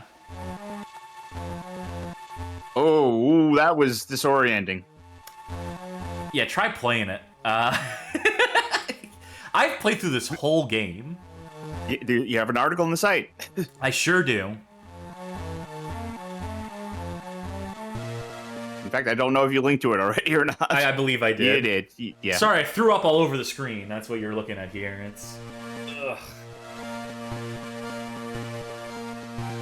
There's this game. Oh, God. What was it called? I'm going to find the name of it. Press A to open doors. Okay. This is the garage where you're supposed to see the truck that your brother steals, gets inside of, and then drives it off. But they couldn't do a moving vehicle on the Game Boy Advance, so that's just not here. And our brother is supposed to start driving it and then crash it and explode it here. Like, the truck basically destructs it. This is an ambush. It's all like a trap. Luckily, in this version of the game, our brother's okay. Because they couldn't do, like, cinemas. They couldn't do, like, animations or, like, even begin to, like, hint at one in the context of this game. So our brother's okay. Our brother's safe. Bye, brother! Okay. So there's this game. I use game a little loosely. It's just kind of like a thing where you walk around in it. It's called Catacombs of Solaris. The way it works is that you have like a wall texture, and then like as you walk around, if you stop moving, you get teleported back to the start, but what you're seeing in front of you stays the same as what you were looking at. So now all the textures on the wall are based on what you were looking at and have been warped into a new shape. And, like, pixels get stretched everywhere, and everything is like yeah, the hollow mirrors. Like you kill it. Yeah, you're all describing like that. the hollow mirrors effect. Yeah. And that's what this game is. Yeah. This game is like Catacombs of Solaris for the GPA. If you're reading this, your attempt to steal munitions did not go as planned. Jocks was rather impetuous and inclined to trust, and now it seems the Gestapo are onto us. Our group Combat has been using the catacombs to move personnel and supplies, and now we, soldiers of the night, must evacuate. Fortunately, we have planned for our eventual discovery. With this note, you will find a Sten submachine gun, the gun we will use for the rest of the game, because it's the only gun you have for the rest of the game besides the pistol. There is one level where you get to use a shotgun, and I think one level where you get to use a sniper rifle, if memory serves. But the weapon model we're about to see, this one here, with the edge cut off of it, with the obvious crop job on the right-hand side of it, where they just, like, crop the image, this is what you look at for 99% of the game. Your best foot forward. These catacombs are particularly sickening. All the levels of this game are kind of sickening. I think it's the nature of the beast. It really feels like I'm not making any forward progress because the wall textures are static. Like, look at this. This hallway here. Am I moving backwards or forwards? Tell me, which direction am I moving right now? Take a guess. I'm moving in a direction. If you're moving forwards, I can tell. Now backwards.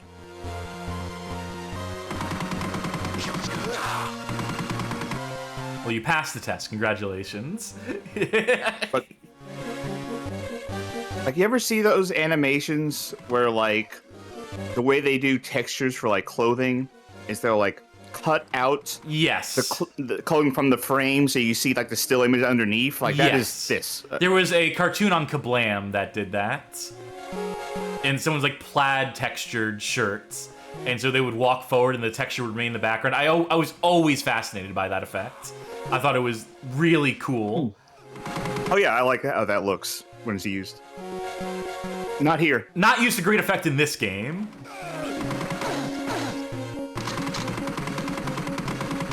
Do you think... If anything, this is like an inverse of that, now that I think about it. The only thing that is like consistent is the texture. Alright, go on. Do you think I could get away with a full stream of this game? Not right now. I don't have the stomach or the mental stamina or fortitude to do it. But an idea I've had is, and we started it at some point, is playing games we've written articles about and doing like long form videos on them as we do, doing them as streams, playing through the entire games. Is this one that people would tolerate? I think this is one of those folding laundry episodes where people would love to listen, but they are not going to look at the screen. Johnny asked how long this game? Like 2 to 3 hours, if you know what you're doing. Yeah, maybe 3 to 4 tops. This is a thing that people would listen to it, but not watch the screen. I wouldn't watch the screen if I was in on this stream and had to comment on it for 3 hours. So what you're saying is there's a chance. we need to finally do that thing I've been saying, which is like have like Subway servers off to the side of the stream. Yeah, do it like a mobile game. Yeah, or like a mobile, like Yeah. a YouTube short or whatever. Yeah, like one of those like sludge TikToks. Slime Generator saying, I don't even get motion sickness. I don't ever get motion sickness at games, so you'd have at least one viewer. I do appreciate that. I thank you for that. Yeah. I don't generally get motion sick either, except when games are doing like 3D. That's only because I'm stereo blind and trying to like subject myself to 2 images that are like slightly off angle from one another in both my eyes is like sickening. But that's a whole other kettle of fish. Oh, Johnny Baghead has a great idea. You please read that while I. Johnny says, you know what would be fun? If you could have someone playing the PS1 version on the side of the screen. For comparison, for compare and contrast. I have a feeling the levels aren't constructed in the same way. They are. Really? The geometry, like obviously there's no props or like decorations, there's no like tables or like, you know, chairs or things of that nature, but they tried to, as much as possible, match the top-down geography of these levels. Do they also match like mission objectives and stuff? Like as much as they're able. This is aiming to be as faithful as is possible, which is impressive, right? But also completely pointless. This would have been a million times better off if it went the route that Medal of Honor Infiltrator did, which I think is the second Medal of Honor Game Boy Advance game, which is just a top-down shooter, original game, original story. Yeah, I assume you've played the PS1 version of yeah, it's quite good. Game. Yeah. Okay. Now, visuals aside, do you think this game is easier than that one? This is easier because there's less... Like, the big thing is that you do need to take some amount of cover in the original game, using objects and stuff. This game is more straightforwardly charging in a lot of cases. But also it means that, you know, like with lighting effects, you can actually like miss enemies in the environment. They can sort of blend in and camouflage in a way that they can't hear with their fucking pure blue like outfits on and stuff. you know, there's more variety of weapons, more scarcity of ammo. It's obviously a more fully featured thing, and in the process of doing that, This is a it's more complex, you know? Gas Can puts in 100 bits, says, this looks like you're constantly about to walk into a matte painting.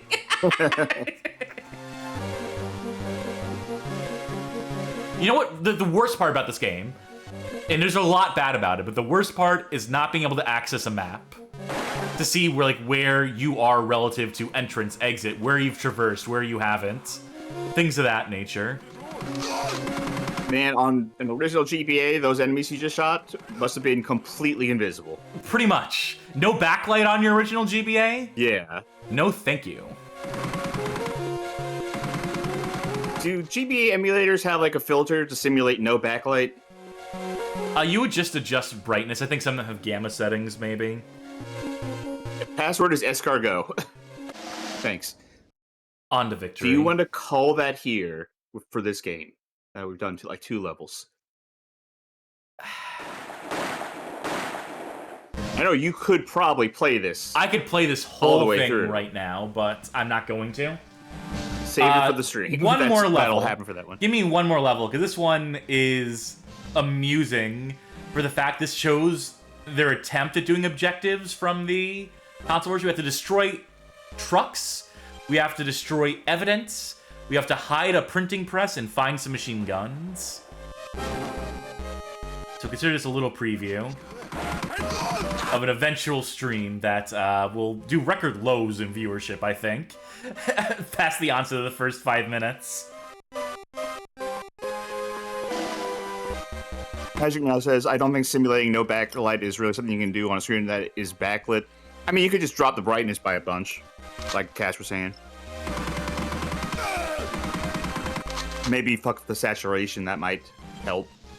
Saturation would just be colored stuff. I don't know if that would necessarily... I have a feeling that the GBA screen was probably not as sharp of colors as a modern computer monitor is. I mean, with limited color depth, I mean, there's only... The palette of the GBA is limited, and you can, like, accurately measure it to the degree of how many colors. Like, yeah, but I'm talking about, like, the physical screen of the GBA. Right, this is evidence. But, I mean, I don't know that for sure. Like I said, I'm just guessing that this literal screen on a GBA is probably not as good as a computer monitor. Sure, it's not as good as a computer monitor, but I don't know if saturation and like the intensity of color is not the issue. It's just that everything is darkened if you don't have the backlit screen. So like visually, the perception of the screen, it's showing like all those pixels and all the color range. It's just a matter of like the human eye and its ability to perceive those things based on the lightness, based on the exposure of the image. Oh, Video Game King suggests for the no backlight experience, having a thing that uses your webcam to superimpose your own reflection onto the emulator. Now that's the next level of emulation is incorporating webcams, so like you can really accurately emulate a CRT. There, I destroyed a truck, which means that it sank into the ground a few pixels because it's actually impossible to render these things moving. I believe these are what they call brushes. I could be misusing that term. I've never fully understood 3D rendering talk and environment talk, but I believe that's one of those things where to actually move that object across the screen would require either A, like an incredible amount of horsepower that is just not afforded to this console, or B, would just not work because of the way it's programmed, because of the way 3D objects are actually rendered here. You know what? I don't want to play this anymore. Yeah, I've actually reached my limit on this game for tonight. I have to get some more machine gun ammo, though, so that's good. That's Medal of Honor Underground. Look forward. Look forward to it. Coming to a stream near you at some point. When I've built up enough tolerance for it again.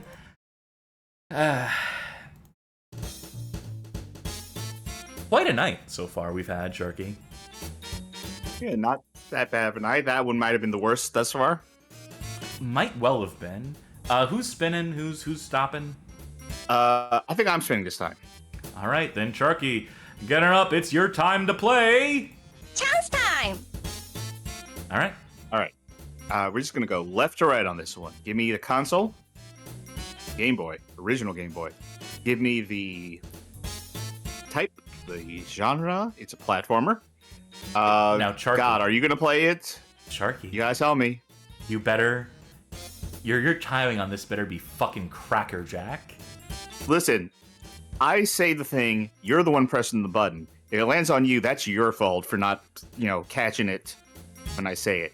Because I'm going to tell it to land on me right now. Oh, thank Good job. God! You did it. Oh, Good job. my God! See, if you're just on the ball, you don't get, caught with it. Oh, God. I had to save the show. I had to save my mood tonight. Okay, Game Boy platformer for Charkie. Let's there's no shortage of these, I'm sure. And I'm gonna read a message by Miss T in the chat. If I recall correctly, the original GBAs also had a different color space than some of the later models over the DS Lite, so you do get games looking a bit different depending on what hardware it's on. I'm not sure if emulators have an option to simulate different screens. Some do. I know some have different color ranges or color spaces, like the 2.2 and 2. It was 2.5 or something. I used to remember color space stuff. That's a different lifetime ago. Have you decided on a game, Charky? Oh, I was going to let you decide. Really? Yeah. All right, have fun. Okay. This is a 1994 game published by Ubisoft. We got a big hitter here. I just realized what one I would have wanted to go with, but I'm going with this one. It's too late. Maybe you can pick that one for me next time. Yeah. This is developed by NMS Software. This is Indiana Jones and the Last Crusade for the Game Boy. People may be familiar with the console versions. Which one? There's a few different ones. Yeah. Buttons. You might need to give me your controls. I believe so. And folk, tell me if the volume is too loud on this one. Chiptune stuff, I know I have to generally go lower in the mix. Ooh, that's not... Okay. Select to start. Good to know. Yeah, this fucking big. game. So I had this on NES. I never made it past the first stage as a kid. I don't even know if I can make it past the first stage right now. If you, held a gun to my head, I would just be like, pull the trigger, I'm already dead.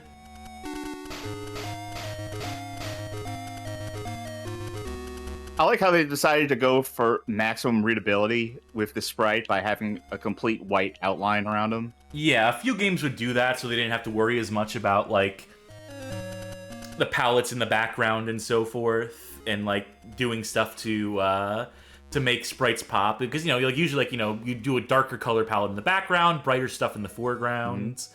But when you have, an outline around your character, it gives you the freedom to potentially have more, bright elements in the background if you so wanted to. Now, I will say, in terms of, the actual sprite work, it looks good.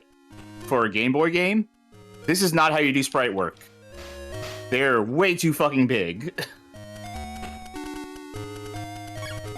They're at a size where it gets in the way of gameplay. Yes. Fuck, Jesus Christ. All right, you know what? We're hopping, skipping across this. I Am Headful says, wow, this almost looks like a reskin of that Star Wars game. That Star Wars game is a million times better than this is. I will have you know. Hexymaniac saying, you're in for a banger when your player sprite takes up 10% of the screen. Let me look at that. Let me confirm that's 10% of the screen. It's 8%. It's not quite double digits, I don't think. Why can I stand on that but not on the... Oh, well. Slime Generator saying, brought his glow-in-the-dark outfit for today's adventure. Doesn't help him when the torch runs out, unfortunately, but... You're doing a really good job at this, by the way, Charky. I know I don't compliment you enough. I know like part of our shtick is that, you know, I'm adversarial, I'm a crotchety old they them, but I just gotta say you're doing a miraculous job clearing this awful game. I'm waiting for that luck to run out.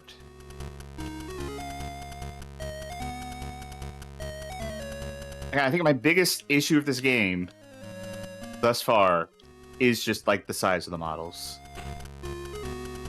Because that was a mistake I was making when I was doing that's not an Exed. When I was making like Game Boy art and stuff and trying to like do mock-ups of what games would look like, I started off making like sprites like look way too big because I was like, oh, I want this to be as readable as possible, and like that's not really how good Game Boy games were made. Nah. By the way, you're fucked.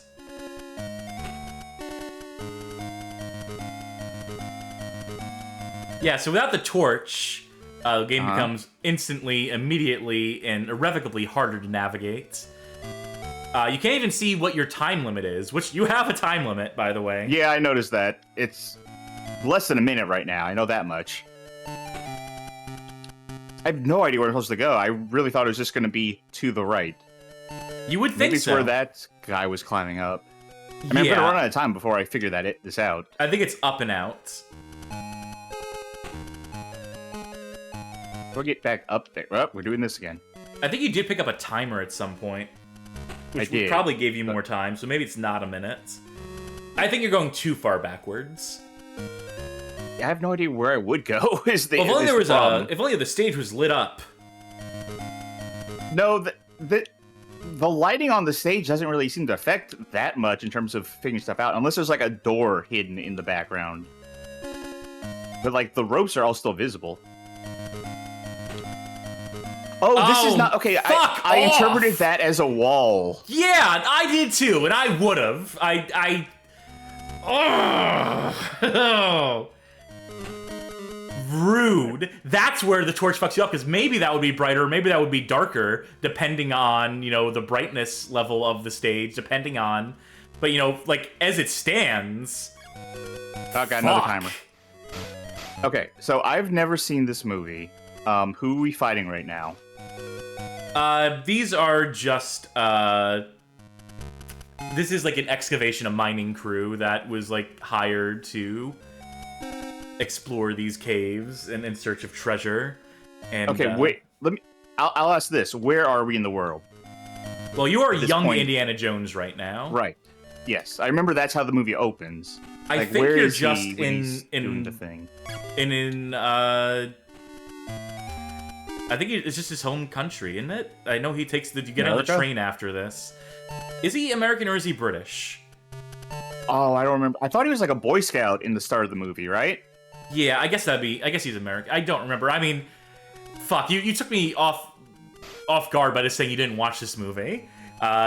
Which, again, you know, not to be like, you know, man, we gotta sit down and watch it right now. Video Game King he's American, he's named after an American state. Yeah. Well, no, he's named after the dog, is what he's named after. I'll have you know.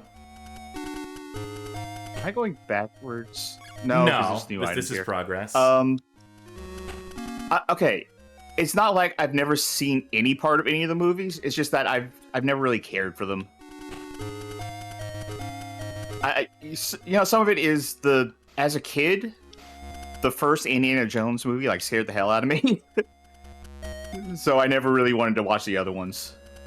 Video Game King saying there's a dog named Indiana. Yeah, the whole point, like the whole reveal in Last Crusade is that it turns out he was named after the dog. They had a dog named, nicknamed Indy or something like that. I don't remember the exact logistics of it. You took fall damage, by the way. Yeah, I figured that was what that was. But there's a whole joke where Sala is... You named yourself after the dog or something like that.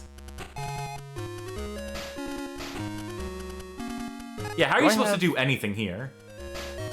You just have to, like... 30 seconds. I don't have weapons. You just have to, like, chase him. You have to be, like, right behind him, basically. And not, like, clip him, and then just, like, jump left or right. Yeah.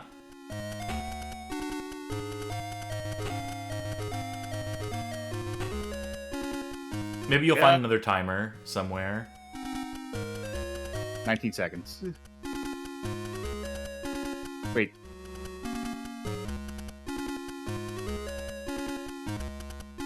Yep, that's doing what I think it's doing. Yep.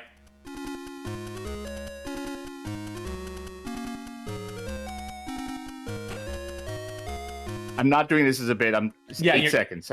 8 seconds. 3, 2, 1. Dead end.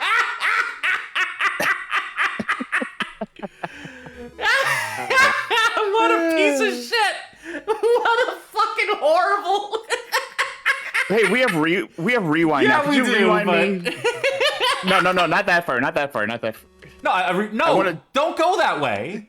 Why would you go that way? We just discovered it's a dead end. Because I had the thought that maybe there is a door there because I don't have a torch, right? Because this is a dead end too. Okay, let's maximize time here. I'm gonna just... I fast-forwarded for you. Yeah. How much time do you have? 7 seconds.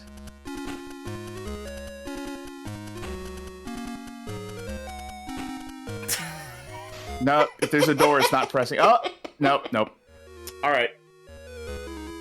That might be the game. Yeah, that's it? Yeah, you want me to keep going? I'll try again. Let's get you a code. Let's get you to the second stage. Indiana Jones Last Crusade. Can you go back? You might have to restart me. In fact, I'm definitely gonna have to. All right, linger on the main screen for a second. 5 levels, or no? Let's see here. Passwords, level passwords, maxed passwords. These passwords will get you to the name level with a gun and whip and a score of 66,530. That's okay. Enter code. Give me... Oh, God. Really? They're making you do it like this? 3-7. Not all the things either. Okay, 3, 7. H4. GR. Wait, this is the NES version. What? God damn it. Okay. Oh, this is even worse. Okay, sorry. Go back to the start. 0, 1, 1, 1, 0, 3. Oh, I was guessing 1. 1. Okay. 1. 5, 8. Okay. What an unnecessarily fucking long password. I know the AVGN already covered this territory, but ay. Could have just made it 4 characters long. Wait, rewind me. No, let's... What happened? Why did I not have... Why did I not have jump?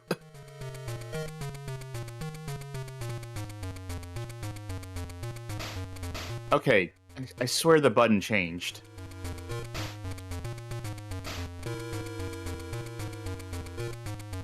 Yeah, you can't avoid damage here. What were you thinking? Wishful thinking.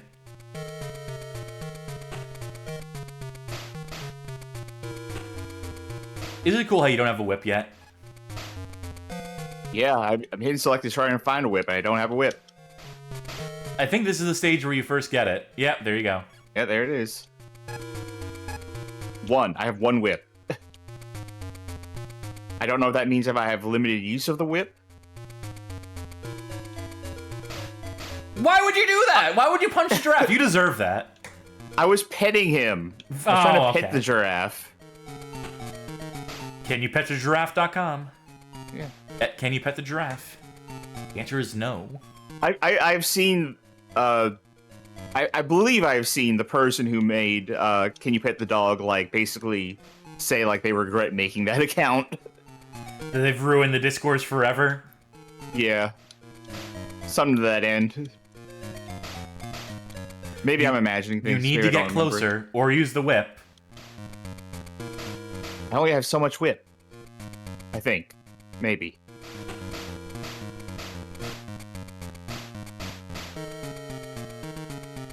Okay, I wouldn't be this concerned about it if there wasn't the number 1 by the whip. I mean, what else would you be saving it for? Besides the boss fight at the end of this level, yeah. A little slow in the draw to duck there. I'd like a health pickup. Oh, well, no. Okay. Game is slowing down to a crawl for that. Gotta take a little indie nap here.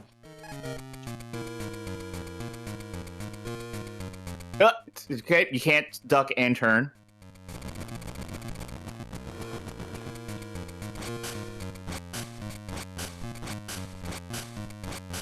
Oh, wait. Okay, no, the whip does kill him. Alright, well then, keep using that. Whip it good. In the back of my mind, I was worried this was gonna be like Wolverine on NES. Where it hurts you every time you use it or something. Yeah.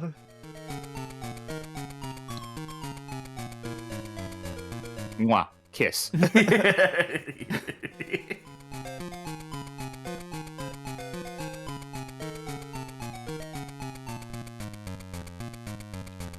This is farther than I've ever made it in this game. But we did use a password. Yeah. That's the boss, by the way. Yep.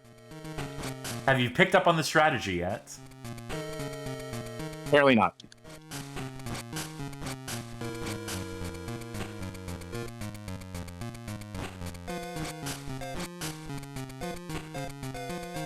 Yeah, doesn't this boss take like fucking forever to kill? Well, he got 1:30.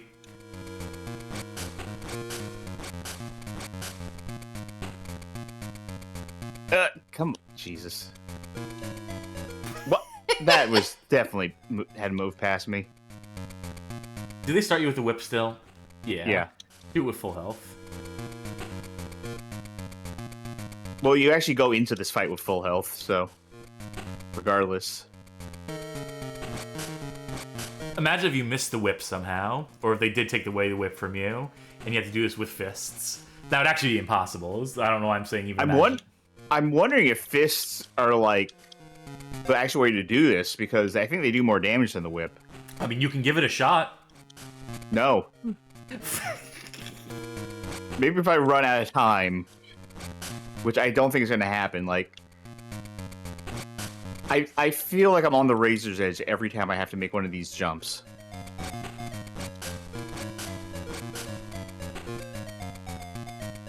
You're doing good.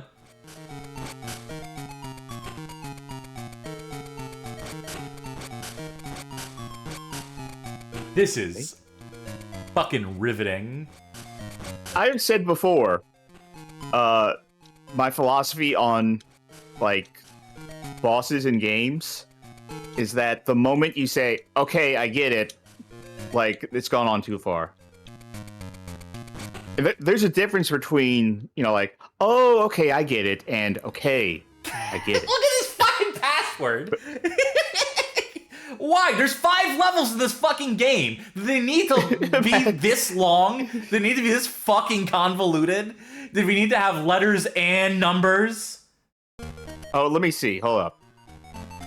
Yeah, because they're tracking my score. That's why. You gotta know that score.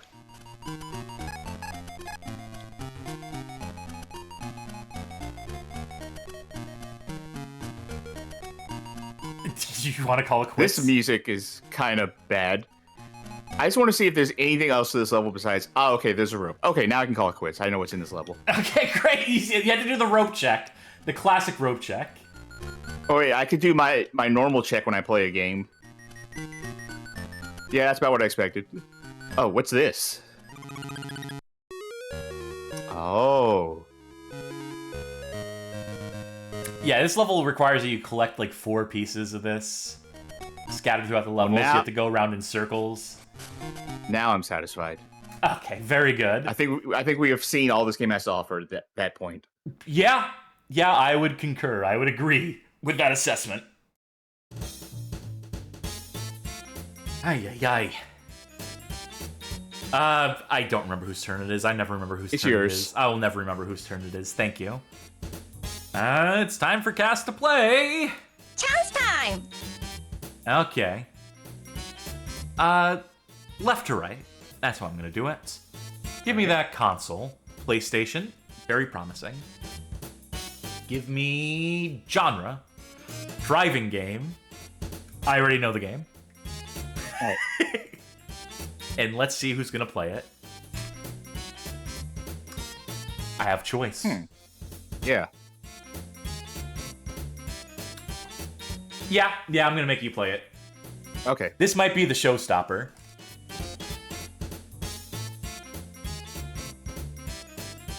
As in, it will grind the momentum of the show to a grinding halt. Clearly not what I thought it was going to be. Oh, okay.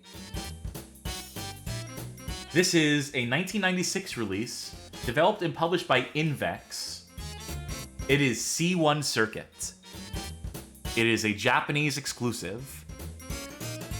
It is a street racing game before street racing games were in vogue.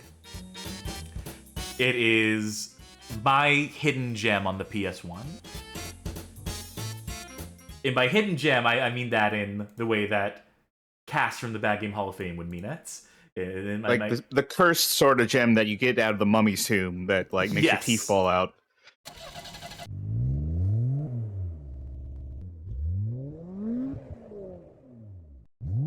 Is this intro worth watching? I'll ask. Yes. Okay.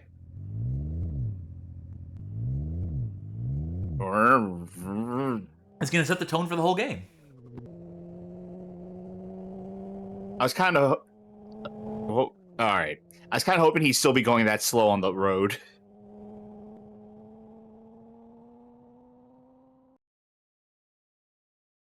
Yep, worth watching. Okay.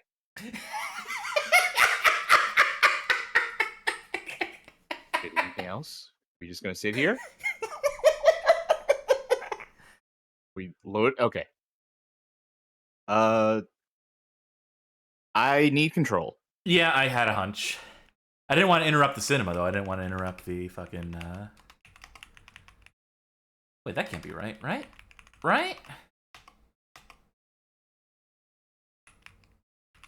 Yeah. Yeah, I was right the first time. What the fuck? Press start. Nope, nothing. I flipped it, I reversed it, and it's still... Are you inside the window? Yes, I double checked. Map port 2. Oh. Try now. There it is. Give me a new game. It's circle to confirm. Yep.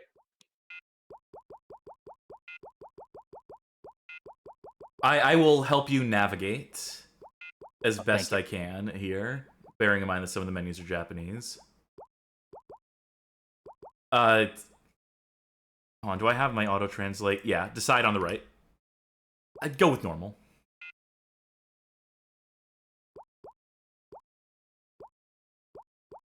These are your 4 cars.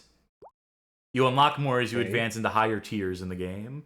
There is a tuning aspect. That part is impenetrable, unfortunately.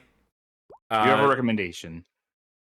The first one is the most like a fucking Terreno. It's most like an AE86, so let's go with that. Automatic. Mm-hmm. Oh, that was not confirmed.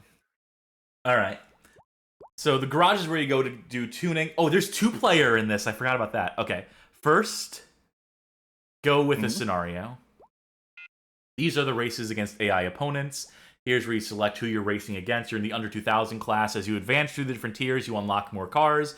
Or you can take one of these first cars that you have, that one of the first cars you select, and just continue to tune it so that it's able to take on the higher tier drivers. Yeah, any one of these people will do. The car lover. I was trying to figure out which button was for. The car lover in chat identified the cars as 11, a Civic, and a Miata. Right. I mean, that's who I trust. Oh, quick question. What's Ford? Is this an Exed game? Is this a... Find out.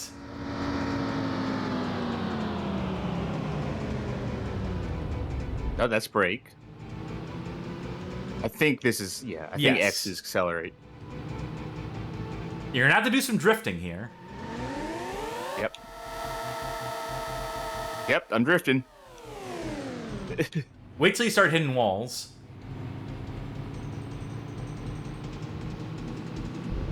which is going to happen right around here, as you can't take this corner at any sort of speed. Yep. All right. Thank you for putting me back on the road.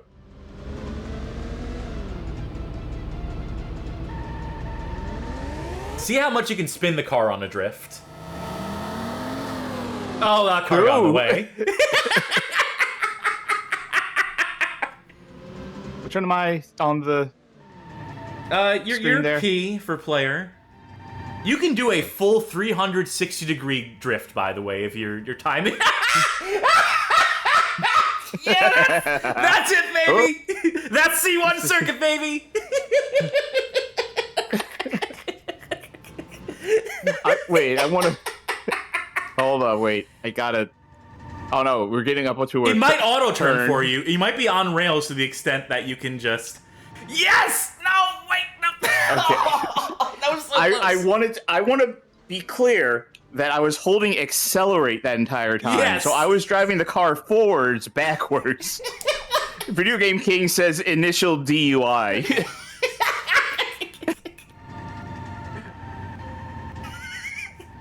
Now you're gonna lose this race. I'm sad to. Oh no, I'm the winner here in this situation. We're all winner right having now. fun. Yeah.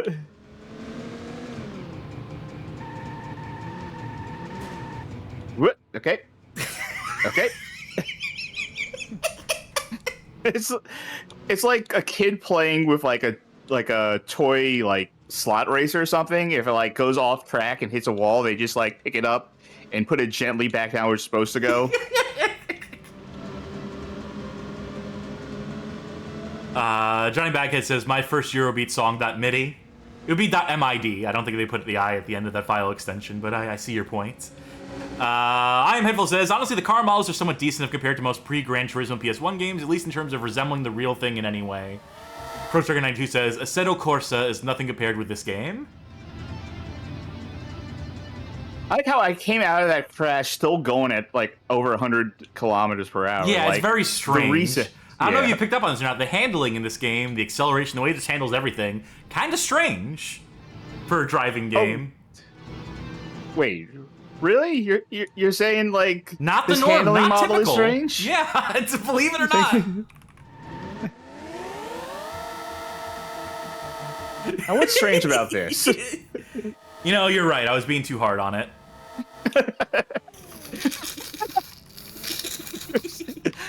It was like the game finally caught up to the fact that my car was facing sideways. It was like, oh, that way's forward. Would you believe me if I told you this was the only game by this company? Yes. I would believe you and be disappointed. I think only one person on the team went on to do any other video games. Okay, am I getting on a straightway here? All right. I want to do a full 360. It's not going to happen. I don't think you can do it on this stage. Wait. Oh my god! Charkie, you're the greatest driver of all time. I'm going to lose this race by a country mile. But thank you. This turn, I've never been able to take this turn successfully in all my attempts to legitimately play this game. I cannot take that fucking corner at all.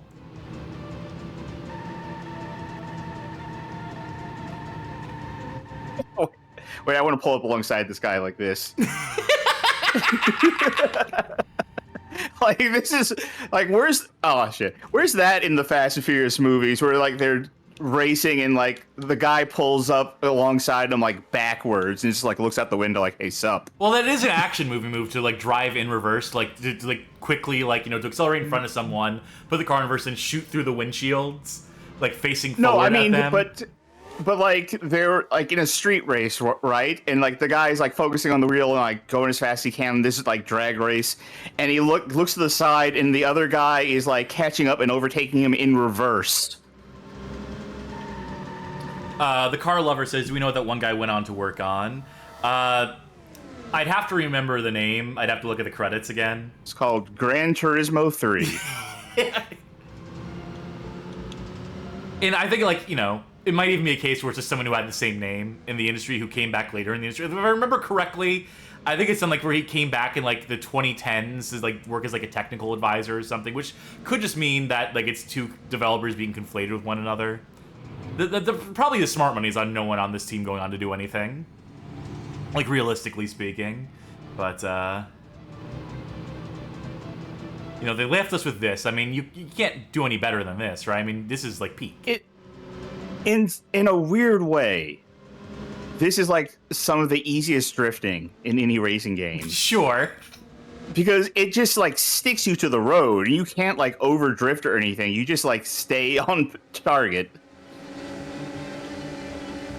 Hexamaniac says, Kodak is one of the background signs. All these fake brand names. I like the signs and background details and such. Glad they put stuff in for the freaks like me that spend way too much time staring at signs in video games. Cruiser92 saying, imagine your friends getting Tokyo Highway Battle, but you get this. Video Game King saying, C1 circuit streets feel unusually barren for being street racing, where part of the appeal is the fact that civilian drivers could come out at any minute and fuck up your race. And then, of course, you had civilian cars on screen as soon as they said that. Also, you know, most, like, street races attempt to clear the streets. You know, they have, like, narrow stretches of road in which they are, like, designated to drive, and they will have people at the beginnings and ends. Yeah, here's civilian race. There was a fake Bridgestone truck right there. How'd I do? Oh. Just concentrate. And try again. How many people playing this game in Japan like got to the screen and like thought like, what's it telling me? Did I win? No. Sad to say, no, you did not. All right. You want to do multiplayer? Is that what you're building up to? Let me warm up by doing a race on my own first. All right. And let's see if my save data has something from later. I'm gonna back out to the menu here.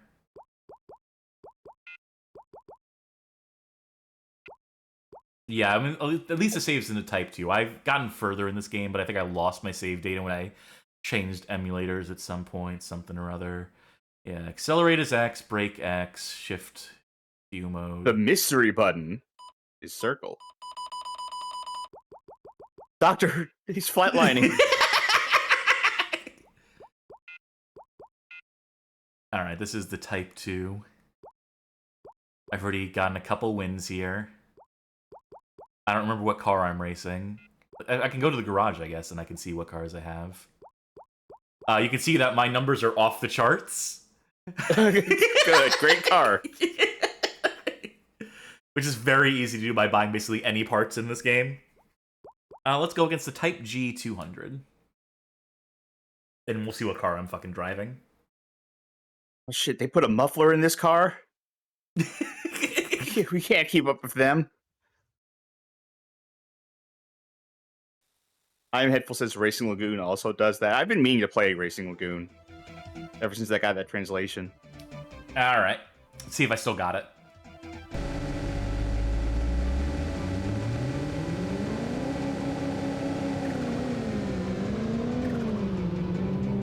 I think O is probably like nitrous. Oh. Yeah, I'm not sure what that effect is. That happens sometimes where a screen will just go red. The devil is talking to you. This is the second track in this game, by the way, the second course. So Drift, my child. Oh. No, don't drift. No, don't drift there, my child. I think at a certain point, I'm just like, you know, fuck it. I'm gonna hit the walls no matter what because you can't really turn like that well. So as long as I just max out speed, and I can just get super far ahead of the opponent. Also, hold on.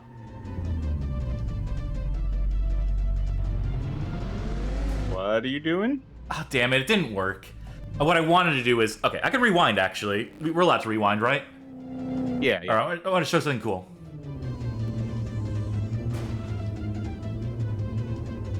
Wait, why didn't it... Oh, I had the wrong button held down. Fuck. I'm really messing this up. What I want to show off here. Ah, God damn it. What I want to do is I want to hit that car. Uh-huh. God You damn. want to knock it into that barrier? Yes. Okay. Or any barrier will do. Come on, buddy. You can push them out of bounds. That's what I'm trying to do here, but it's not working so hot. But it is something you can do. I would like to see a modern racing. Well, you know, Buck Up and Drive is maybe the closest thing I'm thinking of, but I would like to see a modern racing game bring this style of drifting back, which is like, fuck it, drifting. Do I have to hold on the brake the entire time? Yeah. Yes. This car might not be a drifting machine. This might just be a performance machine.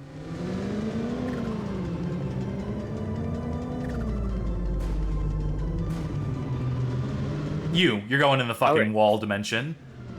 Oh, wait, no, that car just clipped through. My opponent can just drive right through other cars. All right.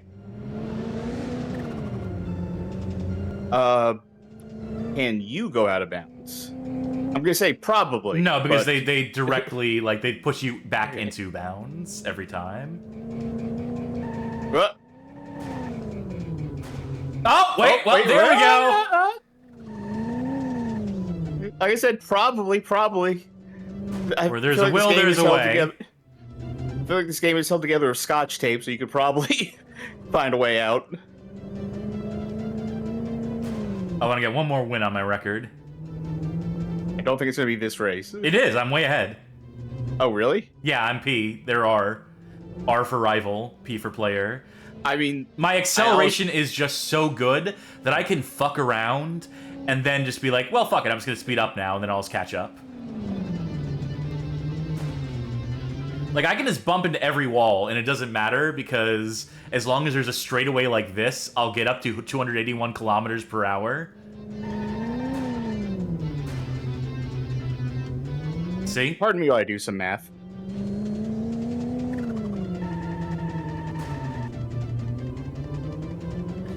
G is for guy, just some guys. It's for goal. 174 miles per hour. And it's probably not even the ceiling.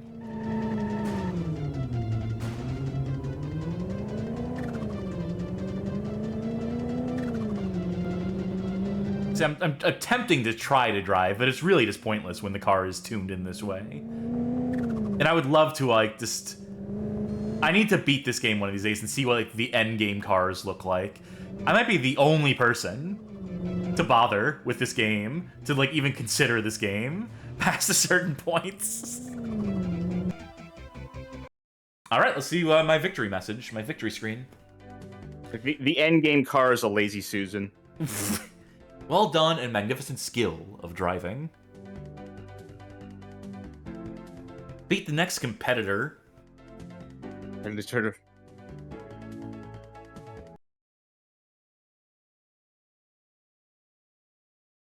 I gotta save that. Yeah. Any race I don't have to race again is good by me. Okay.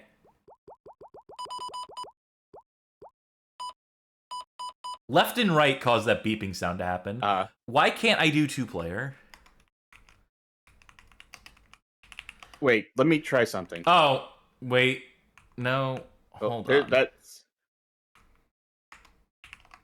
Let me do these two. Quick menu. Controls, PlayStation controller, PlayStation controller. And you want that one, okay? Alright. Let me try something here. Now, I thought maybe if I, like, hit start. Check out options. No, didn't know if there'd be something like that. Don't know. Maybe... goodbye. Goodbye sign. Goodbye title. It's like a DVD menu. Do you have to unlock 2-player mode? Or something? Me? Hold on, let me just do was one about to last check. Okay. PlayStation controller, PlayStation controller. GunCon. Yeah, that's it. You gotta plug the GunCon in, and that's how you unlock It's it. Lucky and Wild. That or it's link cable only? Oh my god, if this game was link cable only multiplayer, but they couldn't do split screen multiplayer. Oh, that does make sense though. That could totally be it. Oh, All right, let me load up Duck Station. that's not how this works, unfortunately. Oh man. That's a shame. That's a goddamn shame. That's C1 Circuit, I suppose. Yeah, I like that. Yeah, no, it's That was special. It's a treat. That's actually, I would suggest folks at home to play that. That's actually fun to control. Yeah, that's a word for it. I was legit having fun with that. I think that's the most fun I've had all night with a game. Actually playing it. You know, you might be right. It's certainly gratifying when you win, even despite your own efforts. You can still win that one. How many games do you think we've played tonight? I think that's all of them. I think that's all the games. I think we're done. We played every game? Yeah, I think we've run out of them. 5, 6, 7. We really should do an 8th. You want to do an 8th? Okay. I think so. And I believe this is, don't tell me, your spin. Yes, that is correct. Finally got one. All right, Charkie, step on up for the final Chance time! of All the right. night. Yeah. Going right to left. Tell me who's playing. All right. What is the genre? Shooter. And what is the console? Well, this will be short.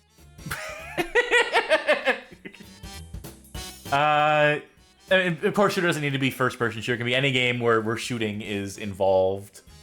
Just for clarification's sake, that doesn't necessarily help. We've already done Pepsi Invaders, and we've already done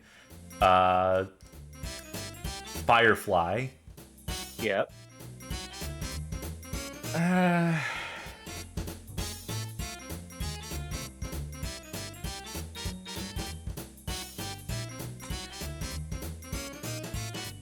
You know, this technically kind of counts. Does? All right. But I kind of wanted us to re-roll the console. You want to re-roll the console? Okay. Yeah, let's re-roll the console for now. Hit it. NES, I think we can do. I think that's a bit easier of a pill to swallow. Less difficult to find for our purposes. All right, NES also contains a Famicom Disk System, so that gives us like a couple more there. But I think we have enough just looking at the regular That's not catalog an here. NES game. There. What? To the right of the one you have selected. This is. It's not a shooter. This is Boogerman. There's a bootleg Boogerman. There's an unlicensed Boogerman. Oh, bootleg. For the NES. Okay. Yeah. Okay. I can make you do this. Oh, I'm aware of that. That's kind of famous. Or I could make you do this. Or there's so many choices. You gotta pick one.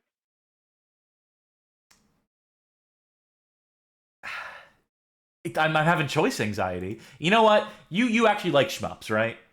Yes, I do. All right, let's deprive you of that. This is I can't see the screen. I know. Give me a second. You got to give me a second here.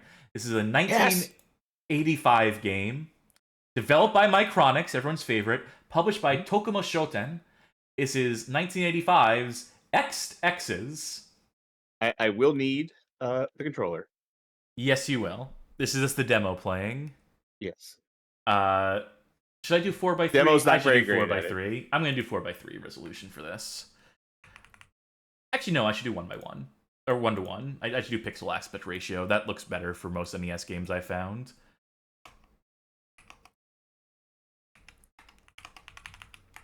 It looks like there's actually co-op 2-player in this too. Yeah, there is. So it was pointless. It? Yeah, let's just do it that way. Fuck it, why not, right? And I am gonna go 4x3. Fuck it, because that is how it would look. So, yep, go ahead. I think it went to demo.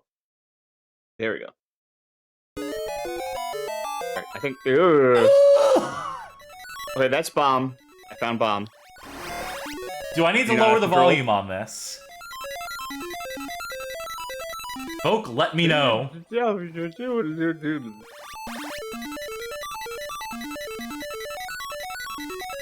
Micronix was known for games that pretty much played like this. That had a lot of flickering.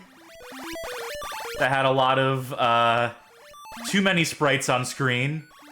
For what the NES was capable of. Is it the consensus that Micronix was probably just a guy? No, it was absolutely a team. They had such prolific outputs that they would have had to have. Okay, those are bombs. Yeah. Continue? I'm pressing every button. There we go. Yeah, it's so much output that couldn't just be one person. That's a peach. That's gotta be safe. Yes. Yeah.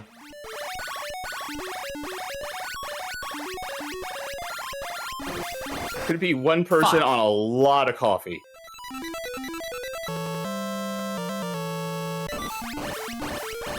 Get their ass.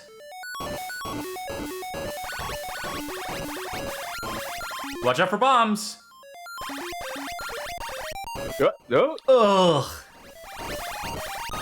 Oh, good. This is our. Oh, okay. I thought I was going to do that the entire time.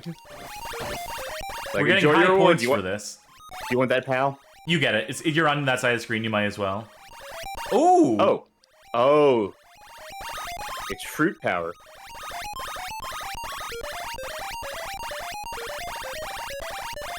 Okay, you can't hold the button down. Just wanted to check. I'm using a turbo button. Triangle. DualSense triangle should give you auto fire. And. Folks, that's the show. No.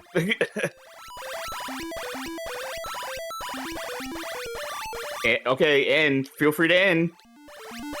Bring it back. Bring it back! Can you get those? Maybe Paris has covered this game, right? Is he that he far will along? Eventually, right? Unless he restarts the series again for the third time. I have definitely seen this game in motion, and I don't know how many other instances other than him where I would see someone being like, oh yeah, here's Exes on NES. Oh, this is a boss. Yep. Could you gather? The music changed. Oh, there we go. Okay, you need to continue to bait them for me.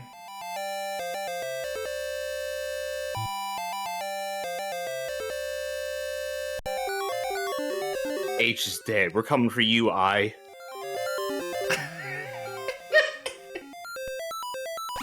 How did I not put this in the Bad Game Music Hall of Fame back in the day? I mean, those are still our most popular videos. You could go back. We could go back to that well. I finally got killed. And you got reverted in terms of power up. Yeah. You know, I feel like I'm doing pretty well with this. It moves slow enough that I can actually dodge and see some of the bullets. This is not the worst playing shmup I've ever played, and this is not the worst playing Micronix shmup I've ever played. That's true. Which Micronix shmup is worse than this? I would definitely say 1942 or NES. Yeah, I guess it's more basic. This is just more choppy and flashy and sickening. And, you know, I guess the soundtrack is worse than 1942, you know, if we're really... In 1942, also sounds way worse than this game. Which, I know what I said. Okay, I need that power up for a change. Oh, sorry. Oh, it doesn't matter because I can't even respawn. There we go. Codeman 38, yes, we did mention this is a Micronix banger. But it does bear mentioning, and I'm sure like most folk here, most of our audience, we share a lot with the Retro Pals. I know Retro Pals have taken great strides in documenting Micronics and exposing the world to their oeuvre.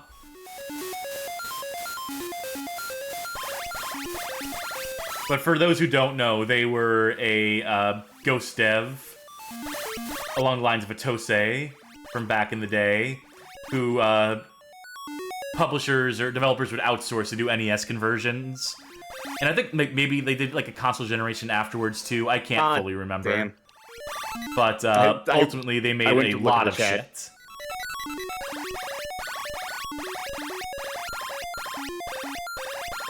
I think this is my last life before I have to hit a continue. That's gonna make it the last life then, because... Okay. There's nothing left. We won the war.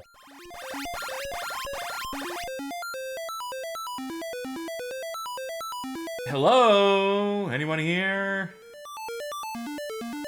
So we gotta fight each other now. We've reached a peace accord. Fuck! Oh no, the insurgency! That's some guerrilla tactics right there. Alright, which letter is this? Oh wait, I still have a life. This is, H prime. Omega H.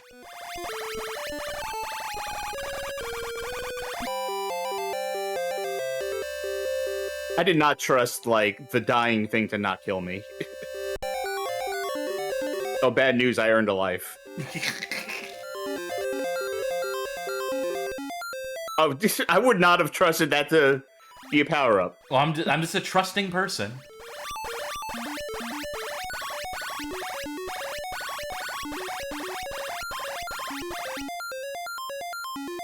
Oh, no.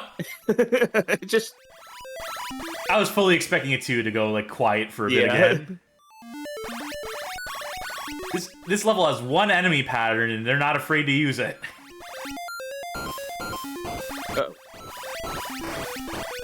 When are we gonna get a power-up again? This game is so fucking stingy. I think you get, like, one power-up per stage. That's fucked up, especially in a two-player game. Yeah. Natsume asking, is this Action 52? No, we already did Action 52, thank you very much. We already did our stream covering all 52 games in Action 52. Check it out. I feel like this looks too good to be Action 52 as well. Too good, you say? Yes, I'll give Micronics some credit. It also controls too well to be Action 52. Again, really not the worst shmup I've ever played on an NES. Or Famicom.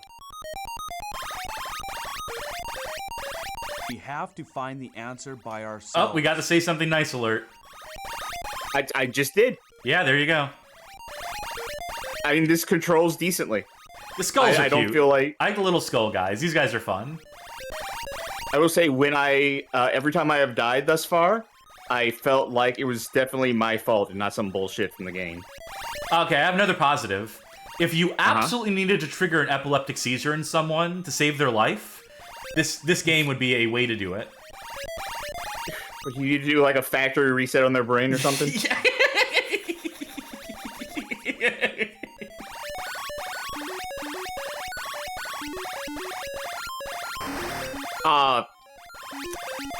You keep getting lives, Charkie. Yeah, I know. You're keeping us in the game. And I that was it. I died. I got a pineapple. That was even on purpose. You're gonna carry I feel on like I'm about me? so close to a boss. See if you can figure out how to continue, by the way. I found out how to pause.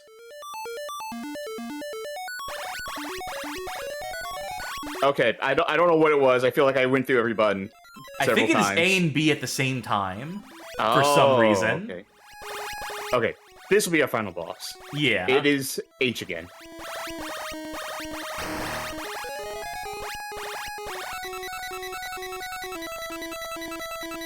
Alright, I got the right side.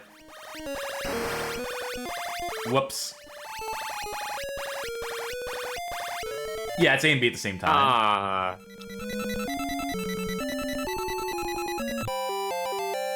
There we go.